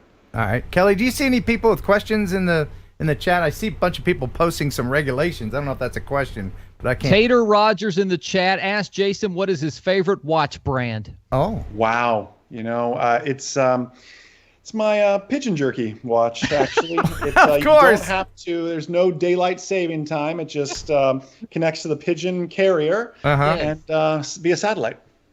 Yeah, and it's his little wing that goes around and tells the time. Thank you. Exactly. Except when you forget it at the beginning of the show. That was, this show was off from the very beginning, Ken, and that's why. That's what it was. It was pigeon jerky. Yeah. Doc Murdoch in the chat. Jason, what happens if someone makes an aftermarket remote ID module? Absolutely, they can. It's going to need to be approved by the administrator. That's what the FAA is calling itself now, the administrator. Sounds very official, doesn't it? It's going to need to be approved by the FAA. And again, this is another opportunity to make money in a space that we all love. I'm not an engineer. I wouldn't have the background to make such a thing, but the opportunity is there for those who want to take it or are mechanically inclined to create such and get it approved. There's a lot of red tape, I'm sure, to get that approved, but there are new industries emerging because of remote ID as well. So you could look at this as a blessing in disguise for those of you that might want to venture into something else. So do you think now is a good time for people to start their photography businesses? And absolutely. I hate people, I don't hate people. I hate when people say, oh, I'll wait for this. I'll wait for this. That should've is going to get us absolutely nowhere is what's really going to happen. Get started, get going, get learning. Your advice you gave earlier with the other Ken, way better looking Ken, by the way, and funnier, but anyways, your advice where he was talking about going from a Mavic to an Inspire, or the guy that just bought the brand new DJI FPV and schmucked it into the Atlantic Ocean. You're spot on. More money doesn't equal more skill. We see the same thing in manned aviation. In manned aviation, people go out and I'm going to buy this $1 million plane, and that's what I'm going to learn to fly in. And that's like giving a kid a Ferrari at 16 years old. You need to be like Ken, and get the Abarth non-turbocharged version and drive that around. You couldn't even get a girlfriend because no one else can fit in the passenger seat. So your parents would have known you would have been safe, Ken. You couldn't even put friends in the car. That's true. You're not getting jiggy with it in a barf. Exactly. Yeah, you're not. Are there any other questions that we see? And you're probably not getting jiggy with it if you're still using the phrase "getting jiggy with it." Good point. Yeah, sure. Parachute pants. That's what Ken has on right now. I saw it the show. Are you kidding? How did you know? Oh, look at that. Yeah. Wait. Hammer, don't hurt him. Stop. Hammer time. Oh my God. I'm so old. I'm so old. JSK Enterprise in the chat, is the initial test going to change in any way, shape, or form? Yes, the initial test is going to change, and I'm going to use present tense is changing right now. So now, when we do our initial test, there are going to be questions about night flying, because through even passing our initial test, Kelly, we'll still be able to utilize those new night privileges without a waiver. So that is all changing. Remember, flights over moving vehicles, over people, these things have changed. Remember, Ken, a few episodes ago, we got into the category 1, 2, 3, and 4 drones of 11 foot-pounds of kinetic energy and all that crazy stuff. We're teaching that in the new courses as well, preparing for that to start popping up in the initial tests as well. So don't glaze over when we get into all these little details. Obviously, we'll make it fun and memorable, but yeah, that's going to be in there. Are there still going to be METARs? There's still going to be METARs. There's still going to be TAFs. I hate METARs. Take the online test now. The online test is going to be so easy. It's going to be Ken-proof. Oh, I'm right. telling you. Yeah. You can do it. Now, will they? Okay, how many wrong answers can I get? Them METARs are like hieroglyphics. It's like the man pilot one where it's like, Ken, it's not A, and you go B or C, B or, and you just have to do it. You can do it, man. I can do it. All right. I believe in you. So at the end of this, are we going to have more knowledgeable pilots out there with this easy kind of testing, or will it dumb us down? Oh, that's a good question. I am going to say we're going to have pilots with more freedoms and more abilities. And you're saying, how does that happen with remote ID? With remote ID, we've also, yes, I get it. People say remote ID, Big Brother, watch me, all this stuff. But on the other side, you can't just look at the negative, right? You got to look at the positive too. Night is super, super cool. It's my understanding that beyond visual line of sight is coming very soon as well. Moving vehicle, over people, these sort of things are here and coming in the spring. And I realize we're in the spring now, 2021. There's some good in all of this as well. So some of this is paving the way for what Ken likes to call, delivery drones, the delivery drone regs. And you're not wrong when you say that, Ken. But if we're willing to play by the rules, there is greater opportunity out for us to really utilize this and fly more. Okay, is our precious 400 AGL space going to be threatened? with all this? Are we going to have that? Are we going to be knocked down to 200? What's your opinion? We have it now. I don't know. If I could predict the future, what I believe is going to happen is we're going to essentially create airspace, you're right, for these delivery drones is what's going to end up happening with that. That they're going to picture it like a highway in the sky, and they're going to have their specific highways to take them through, and we might have our own air maps like we do in manned aviation, unmanned aviation. So these delivery drones, and there will be delivery drones. Ken, I know you are skeptical of this a little bit. You will get a pizza from a drone one day. I'm optimistic. Sure, about yeah. it may be cold in a big city, but I'm not going to live in Armpit, Louisiana, and get. It's just never going to happen because everybody knows. You can't live in Armpit, Louisiana without owning a gun. And that's just too much temptation. You know, I got another one, honey. Honey, come on. There's another. Look at them tube socks. It's just not going to happen. I'm with you. I'm with you on that. You're right. In the big cities, they're going to appreciate that first. But also, Ken, in the big cities, they have the most airspace restrictions as well. You look at New York, it's got JFK and Teterboro and LaGuardia just all on top of each other. A drone pilot looks at that map and goes, where can I fly? Right? There's not a lot of airspace to fly anyways. So they're going to be mapping this out. And yes, it's going to hit big cities first, and we'll see where it goes from there. I haven't heard of 400 AGL being taken away from us. I really, really hope it doesn't. Again, an airplane that's down below 400 AGL has got worse issues, unless it's near an airport, to worry about instead of our little drones flying around as well. Right. And just to clarify, I do think that these drones that bring out defibrillators and blood and medicine and all and testing things, I think that's wonderful. And absolutely, that will happen and is happening right now all over the world. How much time do you have before the maids come in and wash that methy smell out of your bed sheets there? they're over there now. You know. Okay. All right. So you got a little bit of time. Man. Okay. Your hometown. Show respect to your hometown. That's right. That's right. Oh, sorry. All right. So I've got some video that I wanted to share with you. Love it. One is a Would You Ride It? We'll save that for a second. But did you happen to have time to see me chasing the plane? I have not seen you chasing the plane that's yet. fine. I know you sent it to Amanda, and I apologize. No, that's good. That's good because we're going to watch it together now. This is my first attempt. Maybe you can talk to what's going on. Now, here's something I didn't realize. And I didn't even mention it in the video until somebody commented on this. I think the reason why I crashed with this thing on the first try is because there's that turbulent air directly behind the plane. Wake turbulence. Wake turbulence. Yeah. Yes, I think that's what happened here. But let's watch it together in case you haven't seen this. Okay, we're going to back taxi the remainder of the runway because the runway behind you doesn't matter. And we will be taking off. All right, I'm in manual mode. Mayfield traffic, Bonanza 25617 is departing runway 19er, Mayfield. It's okay. If you can get it going again, that'd be cool. Not urgent. All right, so I'm gonna come over here. I gotta adjust my camera angle to get the maximum. Oh, geez, I can't do that. All right, I'm gonna have to adjust the angle as I'm going. Whew. The reason why I look shaky is because I'm shaking. All right, here we go.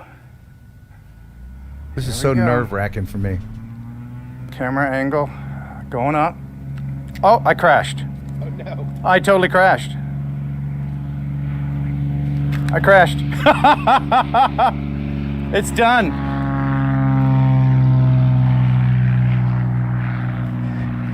You think it's broken? Neither quad. Here, give me this. We both crashed. Better you than me. Yeah, agreed. Yeah, so I think I got caught in that wake turbulence there. Your thoughts, Jason? Again, there were so many crashes. There wasn't much to see there. Yeah. Were you to the left or the right of the? It was a Bonanza, right? Yeah, 1986 Bonanza. Yeah. Yeah, I mean, you had to think coming off that propeller, you'll get a spiraling slipstream that's going to come back and back to the left a little bit, hanging out on that side. Yeah, you get caught in that super easy. But it looked like you had no problem crashing that with outwake turbulence as well. So I don't know if that's just your excuse. Did it say the battery popped out? I saw that flash on the screen. I bumped the ground and it dislodged the battery enough that it shut the power off. The problem is, oh my goodness. It's got a little strap here where the battery hooks into, and when it hit, you can see it's all scuffed up. I'm sure it's pilot error. Sure, I'll admit that.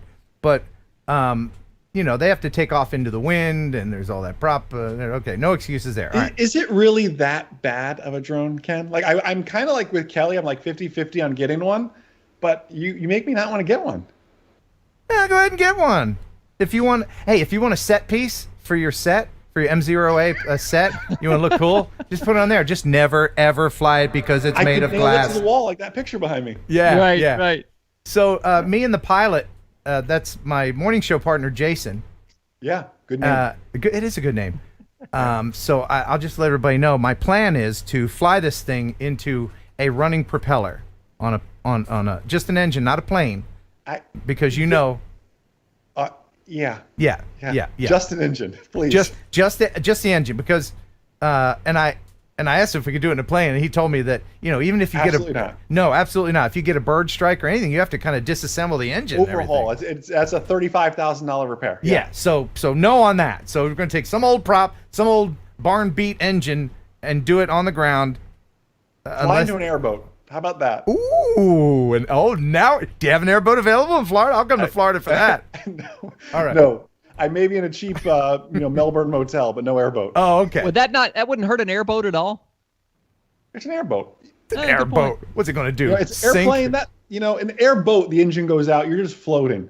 An airplane, the engine goes out. It's not like I can call AAA up in the air and come and get me. Good point. Like when Ken's Mazda breaks down or something like that. Oh man. Oh, shots fired again. Ooh. Yeah. All right. Well, you can make fun of me some more because here's my second attempt at this. I'm taking off. All right. Okay.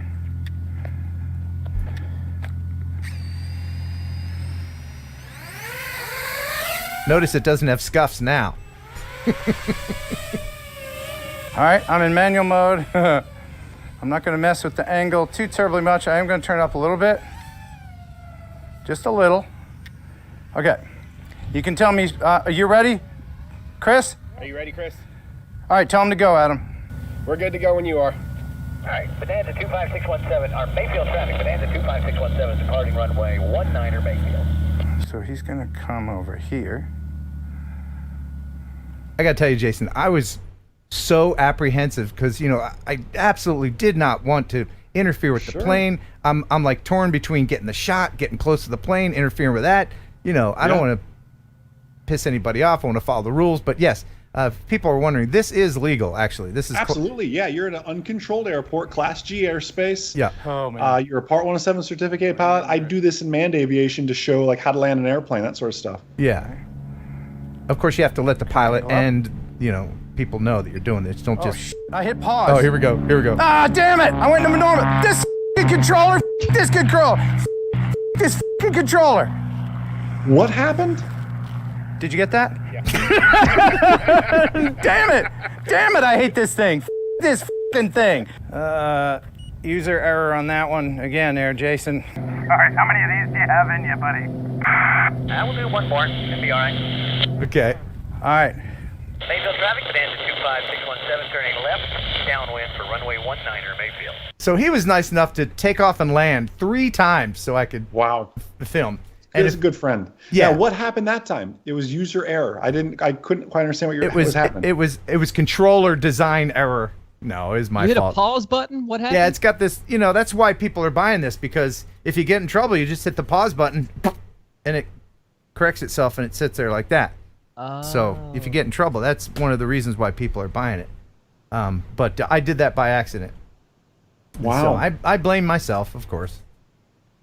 At the time, I was blaming the controller. I was just so mad because I knew, we only got one more run left.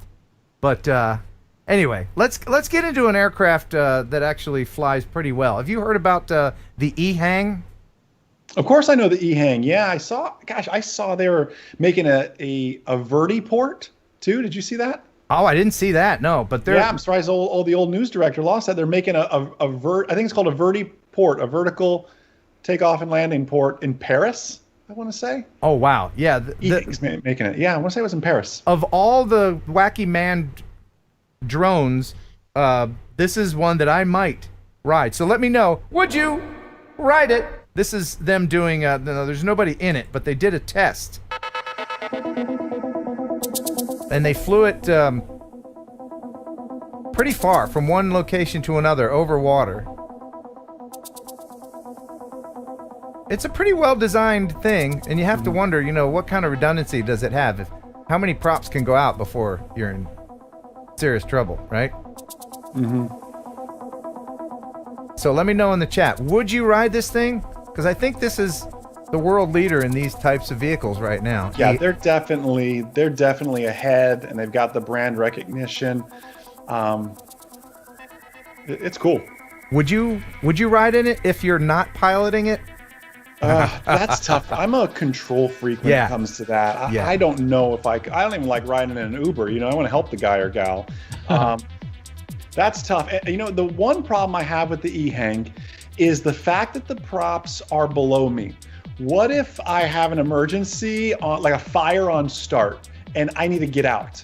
Oh, right. But the engine's still running. Like, do I have the ability to shut it down? Am I just going to jump into a blender, or am I going to be on fire? Like, neither are great options. Oh, good point. Good point. Just something I think about. If I had to get out of that thing quickly, I'm sitting on a blender.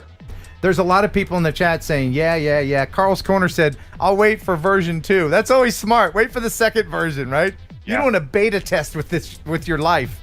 Yeah, good point. On that note, Kelly, I think I know your answer. I was thinking about it until Jason talked me out of it with this fiery blender example. Come ride the fiery blender version 2.0. Now with even more blendability. Will it blend, Kelly Green? Will it blend? Remember that guy? All right. Remember the Will It Blend guy? He put everything in a blender. What a brilliant idea for a channel. Is he still blending stuff, that guy? He actually developed E-Hang. He's the CEO. Okay. Good. That's so good. That's so good. This is a cool thing. This is the future. It is. Yeah. Certainly within. I get it, and you have a point too. I do a lot of helicopter flying too, and I know, man, when you auto rotate, you don't really get to choose where you're going. Maybe to some extent. Can I afford to lose a prop and auto rotate safely? Is it an octocopter? I couldn't really count them all there. Could I afford to lose one prop, two props? Speaking of auto rotating, in the Mayfield Airport, there was what do you call those things? It's like a plane, but it's a helicopter, and you need forward. Auto gyro. An auto gyro on the back with a yeah. Yeah, I saw that, and I was thinking in my head, I would not ride that. Would you? Yeah. Would you ride in one? Would you fly one? I would once. It's actually a whole FAA certificate called auto gyro. It's totally different than it's still under the rotorcraft category like a helicopter, but it's totally different. So I couldn't even fly one if I wanted to as a helicopter pilot because it's so unique and different. Because it's a pusher, takes off like an airplane, but has the rotor. That's its wing essentially, like a helicopter. They're different. Most are open cockpit too. I don't know what the ones you saw. But they're open. It's interesting. Yeah, this thing looked like somebody turned a combine into a helicopter. It just didn't look. Yes, Kelly. Jason, what's your airline of choice when you have to fly and pay for your ticket and get on a plane and trust a pilot? What's your airline of choice? Good question. My loyalty is with Delta. Although we have, of the 33 team members that work for us, about 12 of them are full-time with United, work for us part-time. So I get a lot of flack for that one. So you are an instructor pilot. You're an author. Yeah. You run M0A, the flight school for manned aviation. Ken's best friend, don't forget that. That's on the resume. A best friend of Ken Heron. Yeah. And so I must know, with your vast aviation experience, where in the plane do you sit in a passenger aircraft? Oh, you always go up front because the pilots are going to save themselves. You want to be as close to the pilots as possible. What? You know that they're not gonna put the cockpit down hard. Really? Because every disaster TV show I see. It's some redneck who was in the John at the time. Man, I was just popping a squat back there. Turns out I'm the last person alive on this plane. Good thing I was in the tail. Wait, what's the safest place on a plane if it goes down? Man, you up front with the pilots because you know what's going on. How about that? Okay, yeah. Yeah. What's the here's closest what's call going you've ever on. had, Jason? Here's what's going on. We're going to go into the mountain first. I lost cylinder number 3 on takeoff in one of my aircraft. That was pretty. That'll get your heart pumping a little bit. You got oil hitting the cylinders, making it smoke, and everything else. It was quite exciting. But you brought it down okay. Oh yeah. And ironically, I was only able to maintain 400 feet AGL and just nursed her all the way around the airport and landed again. Did you get out and kiss the ground? Yep, I was shaking. Yeah, pretty much. It was good. Wow. It was in my younger days. That just makes you feel alive and the adrenaline's running through. Yeah, let's do this again. Like when your computer crashes and you just, that emergency adrenaline. I'm out. Hey, thanks for being on. Bye-bye. Hey, do you have another couple minutes? Because I always do for you, of course. Oh, okay. All right. Thank you. I know you're in Eastern time, so it's late. It's like you got to get your beauty sleep. Do you sleep in one of those Michael Jackson coffin hyperbaric chambers to stay so gorgeous? Inject oxygen in Is that what and you everything do? else. Yeah, exactly. I'll tell you right now, he ain't sleeping in one tonight. not that dump. Right. I'm sleeping with the bed bugs tonight in Melbourne. Oh man, do not shine a blue light in there. Whatever you do. No chance. All right. No chance. This is Vic Moss, and I recorded this earlier today when my computer was working, and so he's actually got some good news for us, and then we'll come back and get your thoughts on all this. This is Vic Moss, who is a member of the Drone Advisory Committee with the FAA. So here he is talking about some good news for a change. Good morning. How are you doing, sir? I'm pretty good. Looks like you're flying right now over a field of something. Oh, I wish. This actually is a golf course I shot in Montana. Okay, so that's your image there. Yep. Oh, yeah. I'm not going to put someone else's image on my No, profile. that'd be stealing, of course. So what's going on now? What do we need to know about today? Well, what we need to know about is we have a politician who listens, which is amazing. Is amazing. I'm usually on here saying, well, this politician did that, this politician does that, and this bill does that, which is true. We're going to talk a little bit about a Texas bill that was horrific. Okay. To put it mildly, it would have done things like, it would have created avigation easements. I always get that word wrong. Which is going to happen. I mean, that's just a given at some point with all the delivery stuff that's coming. It would have criminalized BVLOS. Maybe you can explain the aggravation one. Aggravation. The bill is very aggravating. Yeah. How about that? No, avigation is a technical term which is very old, but has become back into popularity. It's just aviation easement type stuff. The most common use is avigation law in New York City, where you can't fly. So it is a real word, although all the word processing computer programs out there don't like it, so they need to update stuff. And so it would have done a whole bunch of bad things. We won't go into it too much because it's pretty much dead now. So we escaped it. That's good. That's good news. We escaped that one. All right. There was a air map was behind it. Let me put it that way, indirectly. Oh. In that there was a gentleman by the name of Jeffrey Decoux, who was, most people know him as the founder of Hanger, which was, a lot of us used Hanger as a program. It's you push a button, goes up and does 360s, comes down, and you upload it, and you got this really cool 360s. Clients loved it. Airmount bought them. Now Mr. Decoux is the CEO of the Autonomy Institute, and he was feeding Representative John Cyrier, Cyrie. By the way, I don't know why it's freezing. Are you guys freezing?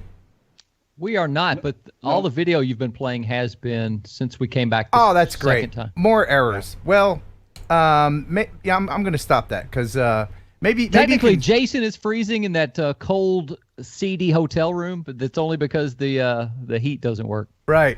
Yeah. Maybe you can speak a little bit about the avigation, Jason, or anything that he. I mean, pretty much. He's always telling me doom and gloom with this Senator Lee that's trying to destroy our 200 or below. He tries to sneak all this legislation in with these other bills, and they're knocked down in committee, thank goodness. But he keeps trying.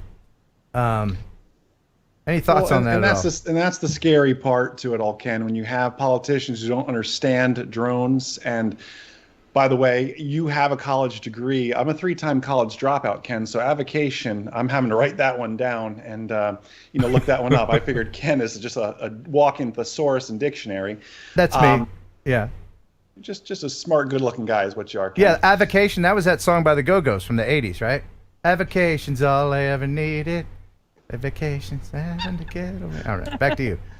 That was good. Thanks, man. That was well played. We did a 1-second song next time, please. Yeah. No, there's always the problem I have with this is, and Vic is very right.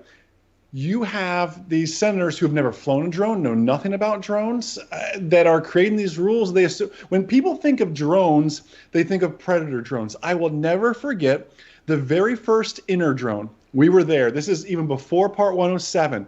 And there were people outside of the conference center protesting because they heard an inner drone. There's a drone conference, and they were anti-war protesters protesting, get rid of Predator drones, no drones. And we're thinking, like, we're just flying this new thing called the Phantom right now. It's this company called DJI. Maybe you've heard of them. Like, people just don't get drones sometimes. And it's those types of people who are sitting in power to make these rules and regulations. We have the same thing happens in manned aviation as well. People make rules and regulations that have never piloted an airplane before. And that makes it very, very difficult for us sometimes. And that's why, Ken, I know you are such an advocate. You do such a good job of it. Whenever there is a proposal for new rulemaking and we have our opportunity to voice our opinion, Ken, you're one of the strongest advocates for saying, hey, here's the link, sign here, type this, say this, and get those signatures on there. And that's a big, big part of it. And just to be sure, I want to let everybody know that I removed all of the Hellfire missiles from my Phantoms in 2015. Good. just to comply with the United Nations. There, what are you doing anyway? All right. Well, Jason, this has gone very long. This is around the time when Kelly here gets sleepy, because he's you know how old men get. They just can't keep going. Yeah, his dog needs to go out too. I see. I think he's pooping on the floor behind you. We got a really bad storm here right now. I don't know if we have a tornado watch or warning or what's going on. So let me just put this back up here again. RemotePilot101.com. Go there if you're interested in educating yourself. I mean, even if you're not going for your Part 107, it's a great source of education for aviation. And there's a chat feature on there, and people will always be there to answer any questions you have. Use Heron 18 when you sign up and save 30%. That's the truth. There you go. Thank you so much, man. Always good to see you guys. Thank you so much. Thank you, sir. All right, Thanks, let's see both of those watches. Let's see them. Excellent. Yes. All right. See you, man. We'll let you go back to your guys. magic Thanks, fingers have a bed that you just put a quarter in. See you later. See you, man. How about that dude, huh? He's my favorite guest and my second favorite co-host. What? Wait, what? Oh, second favorite. Oh, okay, good. Okay, I see. I see what you did there. All right. So, Kelly, tell me a joke, please. Tell me a joke. A joke? Yes, please. Stand by. How about, did you hear about the guy whose left side got amputated? No. He's all right now. That's pretty good. That's pretty good. That wasn't pretty good. I don't like that one. Let me just thank a few super chats. And you know what? I actually don't think that we can play any videos tonight, because if they're the gonna rail fan man. Forget the videos. What about the rail fan man? Whoa! Is that what I'm looking at? Yeah. Wow! Thank you, rail fan man. From Wyatt C. $50, man. Man, $50. That is just enough money to buy a big hammer and smash my computer up. Thanks, man. I appreciate that. And I also want to thank Robert Anderson, who just became a new member of the Razgateers. Thank you so much.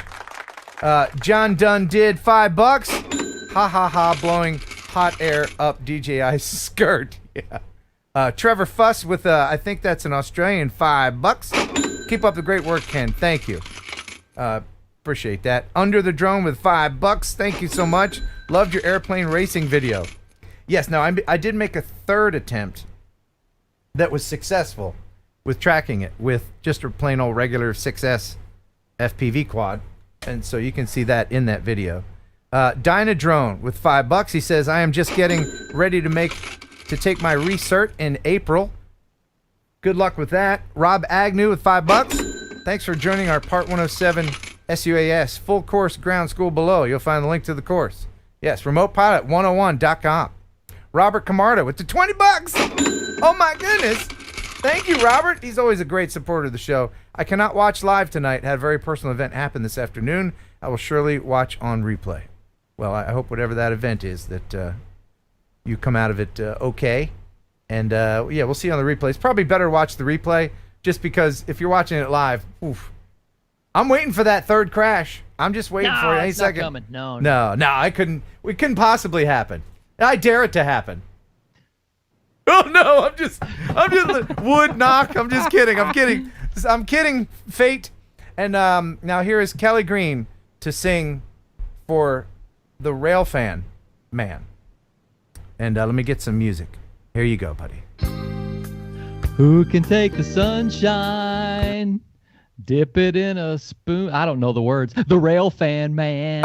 Okay, there you go. I didn't know where you were going with that. Eric Swanson, $10. Sorry your computer is giving you crap tonight. Love the show regardless. Well, thank you. And Geeks Vana with a 20-pounder. Pound it out to say thanks for keeping the show going tonight.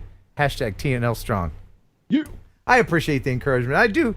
I get so discouraged when things... I mean, but you know what? When you think about it, what we're doing right now, it's asking a lot of technology, isn't it? Yep. For everyone in the world to be able to see what we're doing live, and I get upset, that once in a while it craps out. I mean, you got to chalk it up to just odds, right?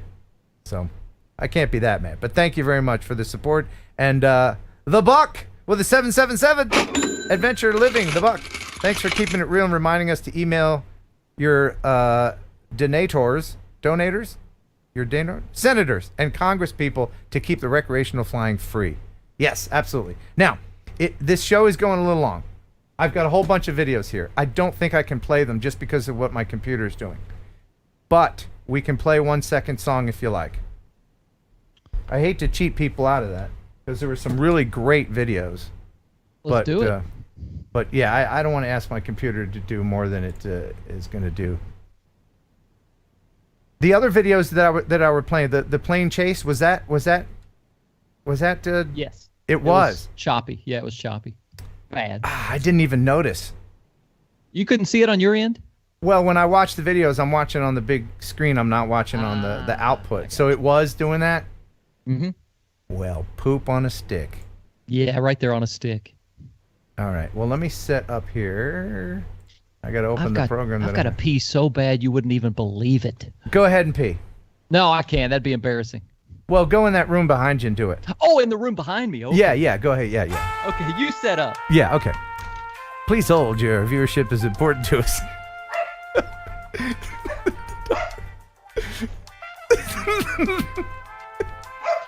Please, I know I'm going to get this copyright strike for Chuck Mangione now. The poor Scooby. We're going to just sit here and wait for him to pee. Let me turn up his mic loud so we can see if we can hear him. Oh, did he mute? You clever devil, if you muted. Scooby! Scooby!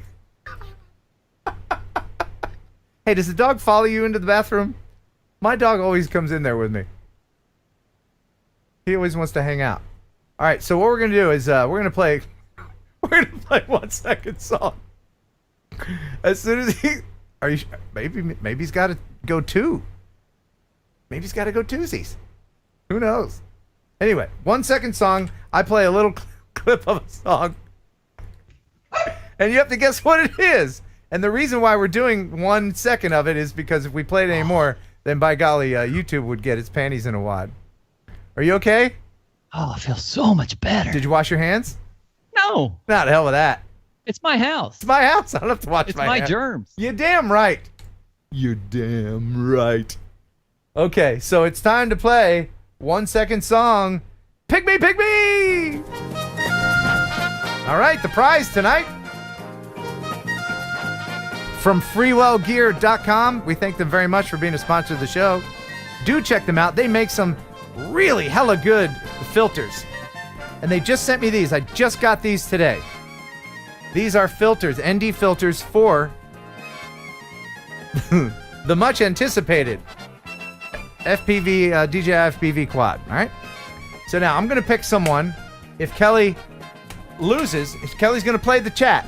So if Kelly loses, my guy will win. If Kelly wins, his guy will win. So I'm going to pick someone who's a member. Okay.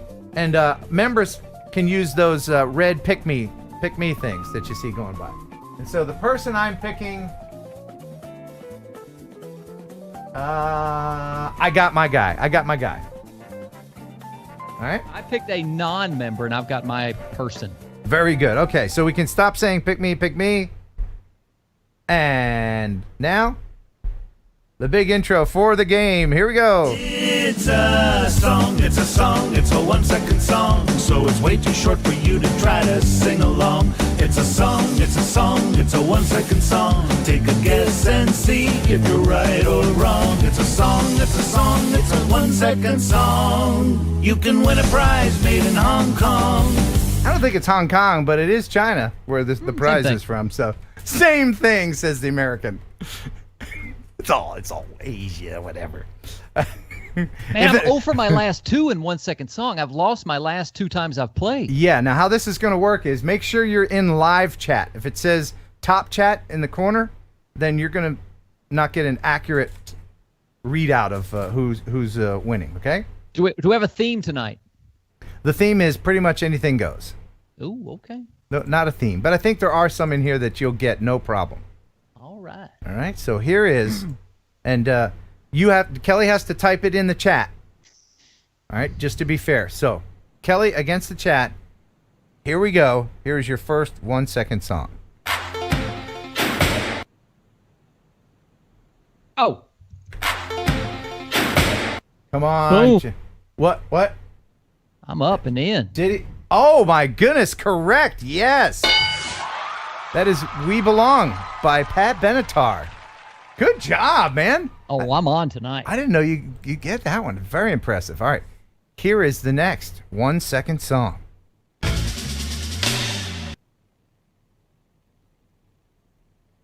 One more time. You want a hint? Yes. It's got a screaming sax solo right after that.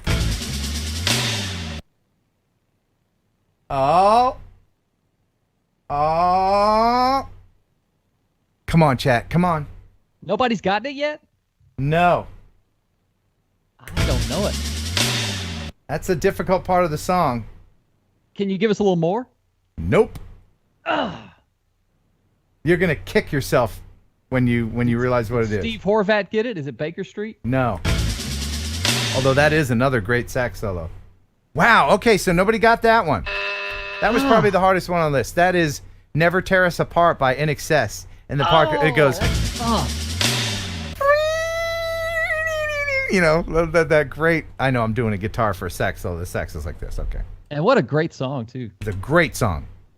Don't Google how Michael Hutchins died. All right, moving on. Kelly, you have to wait 10 seconds. Dude, I'm typing just like everybody else. You have to wait 10 seconds on this one. They're going to kill me. Yep. Maybe not. You're All just right? handing them a point. You ready? No. Here we go. Your next 1 second song, Kelly, count down.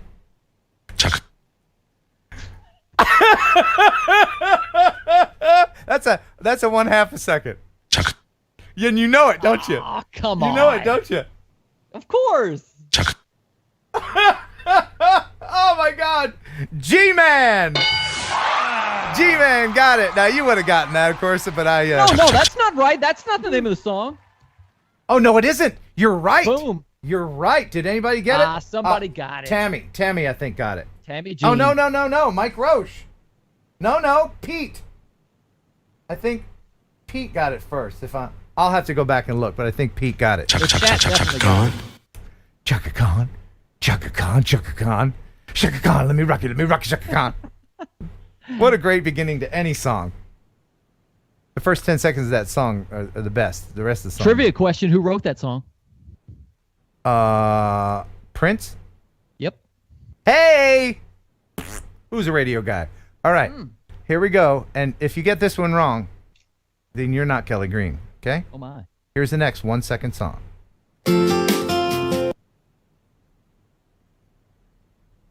Again.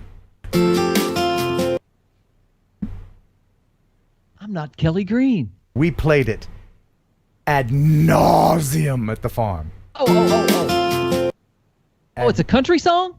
That's your only hint. Come on, chat. I have no idea. You're going to kick yourself. Everybody thinks it's Here Comes the Sun. No. Man, it's hard this week. I thought it was that. Nope, nobody got it. That is People Are Crazy by Billy Covington. Oh, no, somebody got it. I Did saw they? that in the chat. Did they? Yep. Okay, who got it? Who was it? Looking. Somebody, I saw that in the chat. Pete Chirillo. Okay, all right. So that's a point for the chat. Yeah. By the way, Chat goes up 2-1. Somebody was asking me what that beeping was before. That's my wall unit air conditioner because I live in a modern house. Oh, yeah. All right. Here is the next 1 second song. Oh, yeah. Come on, my rockers. Kelly going down. He going down on this one. One more time. I think Pete got it. That's the Doors. Hello. I love you. I never would have gotten that. Yeah. Now I'm taking 1 second from anywhere in the song. Whew. All right. Here's another one that you should get, Kelly. Struggling. Cigarettes. Oh. Cigarettes. Oh my goodness. Oh my goodness. No way. Oh. Oh my God. Cigarettes. I think I got it first. No. Newfoundland Drones. Gotcha. King of the Road. No, I'm two above him. Are I you? two above him? No. What? No, you're just below him. You must be in top chat. Missed it by that much. No, I'm in live chat. I'm in live chat. Live chat is lying to you. It is lying to me. It's showing me two above him. Well, what kind of conspiracy is this? Just remember that the decision of the judge is final. Oh, yeah, I forgot about that. And I'm the judge. Okay, here's another one that Kelly won't get. This is another point for the chat. Papa was a copper. What? Papa was a copper. What is that? You know it. You've heard it. I've heard this? Yes. Papa was a copper. Yes. I need the name of the song, not the band. Papa was a copper. Yes. Scott Leonard got it. Wow. Danny, California? I've never heard of that. Danny, California. Yeah, you have. All right. Are you going to play any real music tonight during the contest? Oh, dear. Oh, my goodness. What just happened? Woo, my goodness. Robert Anderson. This is to help with the PC. Thanks. Oh, my gosh. $100, man. Wow. Now here's Ken to sing an exclusive song just for Robert Anderson. Are you going to sing an exclusive song? You gonna? No, you are. No. I thought you said you are. I said now here's Ken. I tell you what, I'll sing a song at the end of the stream. Just for you, Robert. Yes. And you guys can listen in if you want. Thank you so much, man. That I can't tell you that takes the sting out of tonight. It really does. All right. So Kelly, there are only 4 left. So you have to get all these, and then we'll flip the coin of destiny. This would be a monumental comeback. All right. Here is your next 1 second song. What? I have no idea. And I've been pretty strict I've been doing 1 second song with 2 seconds, 3 seconds. These are all 1 second. Wow. Okay. Anybody? No. Well, we need the. Yes. Okay. Leonard got it. Leonard. That is Simon and Garfunkel, The Boxer. La la la la la la la la la. Everybody knows the only real music was in the 80s. Anything you play outside of the 80s is not considered real music. Therefore, I'm playing the rest of this game under protest. Okay, Kelly, can you come back next week? Nope. No? Okay. Oh, man. Next time you come back, we'll do 1/4 of a second song. All 80s. Quarter-second song. Quarter-second song, okay? All right, here's the next one.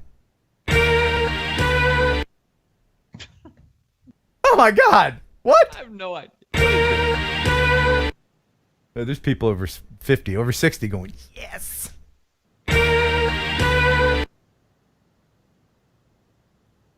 Come on, chat.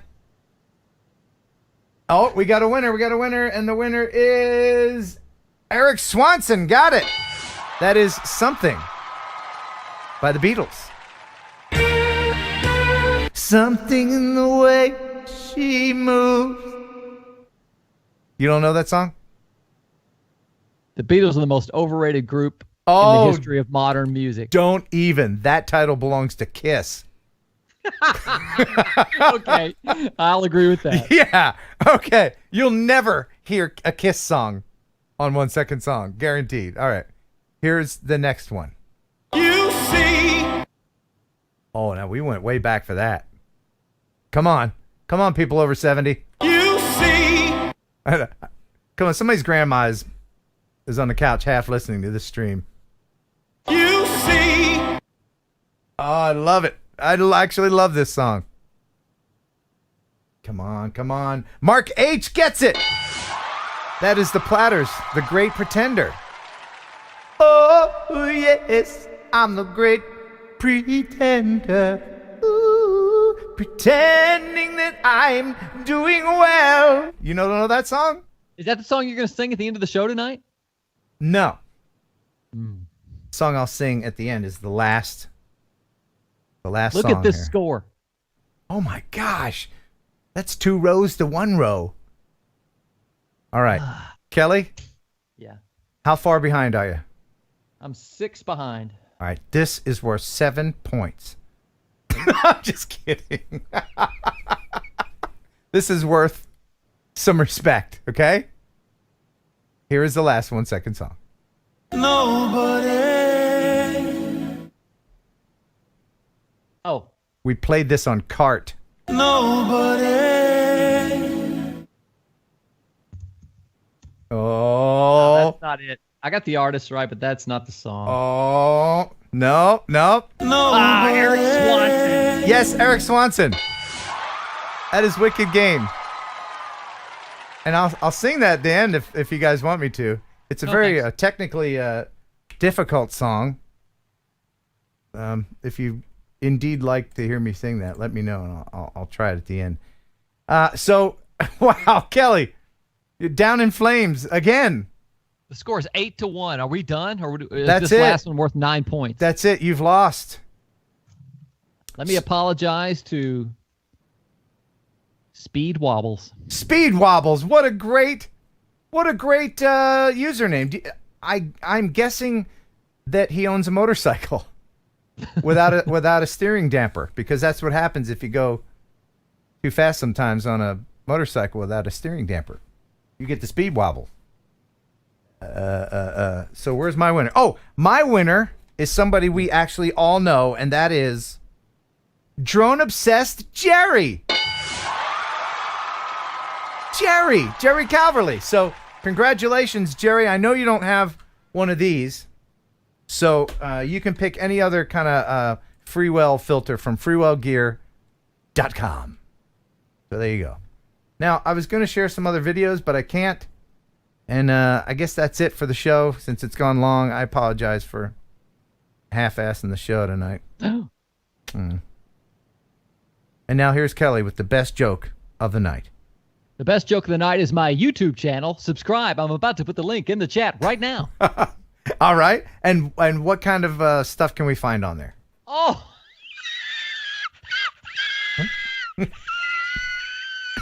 Not much, really. Not much? Okay. All right.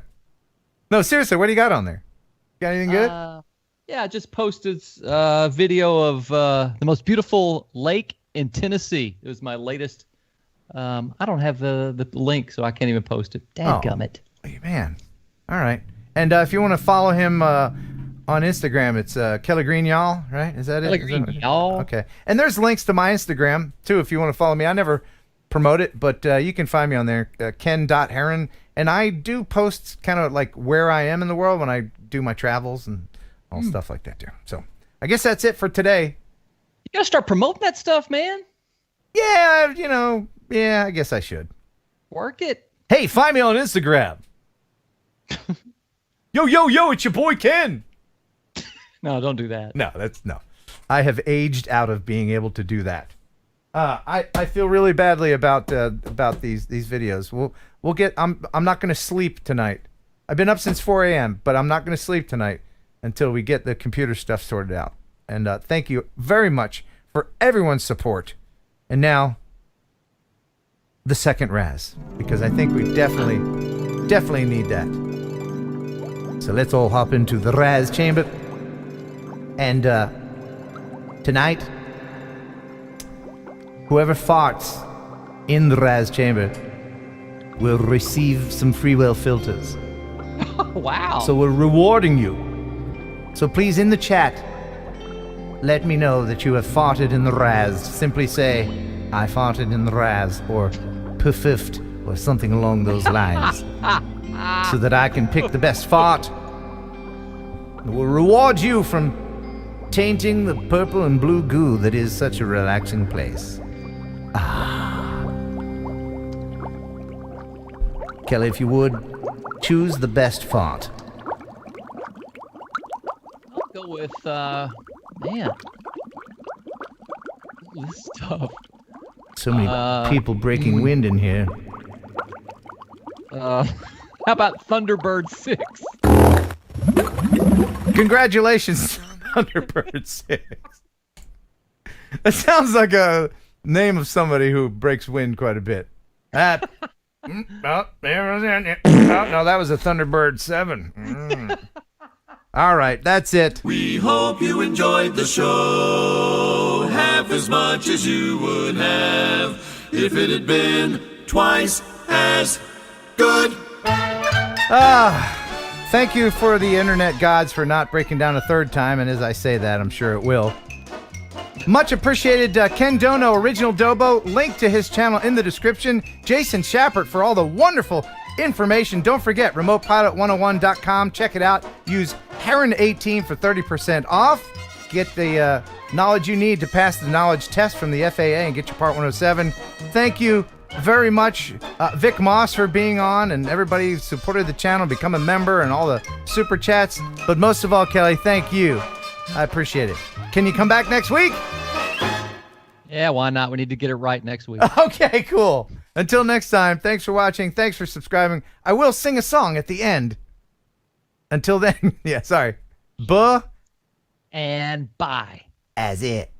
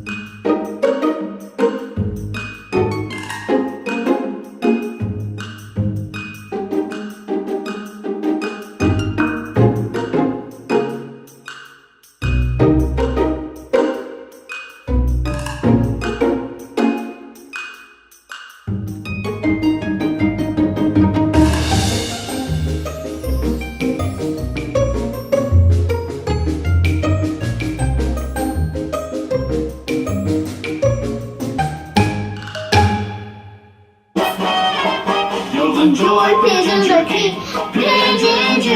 the killer could process meat. Enjoy pigeon jerky, and you'll give your family a treat. It's balanced nutrition to help them grow, and it's full of fiber to make them grow. You'll enjoy pigeon jerky, the killer could process meat. Yeah. That was so funny. You'll enjoy Thursday Night Live with Ken Heron and Kelly, Jeff and Ashley too. There'll be fun and quizzes and Kelly's misses. The bird is the word in the news. It's the #1 live stream, it's got pizzazz. There's only one rule, don't fart in the rats. If you think it's funny, super chat some money, cause TNL is here for you. Yeah! All right.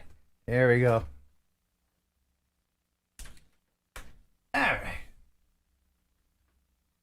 Hasn't broken yet. Let's see if we can break it with a little cringy karaoke. It's a new show I'm putting together. Cringy karaoke with Ken. Ken's cringy karaoke.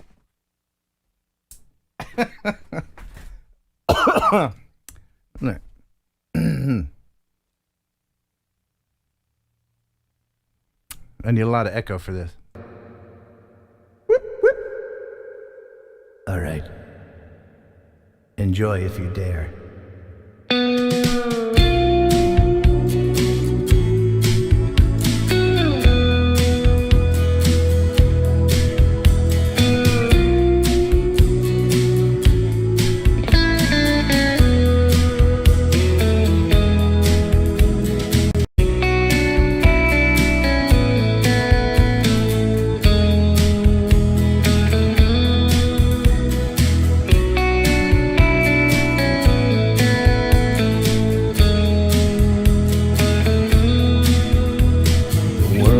On fire, no one could save me but you. It's strange what desire will make foolish people do. I never dreamed that I'd meet somebody like you. And I never dreamed that I'd lose somebody like you. No, don't wanna fall in love. This love is only gonna break your heart. No, don't wanna fall in love. This love is only gonna break your heart. With you.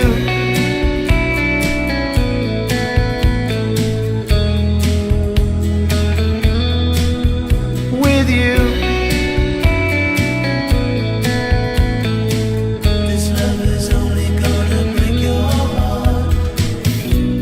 What a wicked game you play to make me feel this way.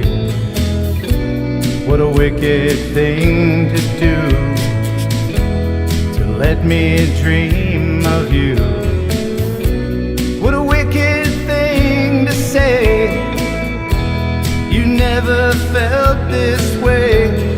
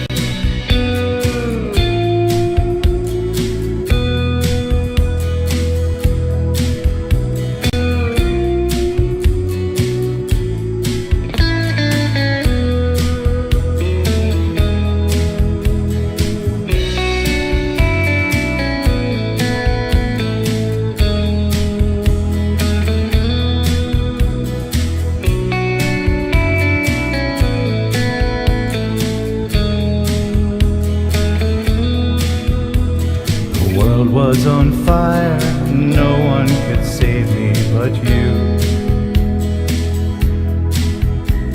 It's strange what desire will make foolish people do. I never dreamed that I'd love somebody like you. And I never dreamed that I'd lose somebody like you. No, I don't wanna fall in love. This love is only gonna break your heart. No, I don't wanna fall in love. This love is only gonna break your heart. With you. This love is only gonna break your heart. With you. This love is only gonna break your heart. No. This love is only gonna break your heart. This love is only gonna break your heart. Nobody loves no one. Thanks so much. Buh and bye to you.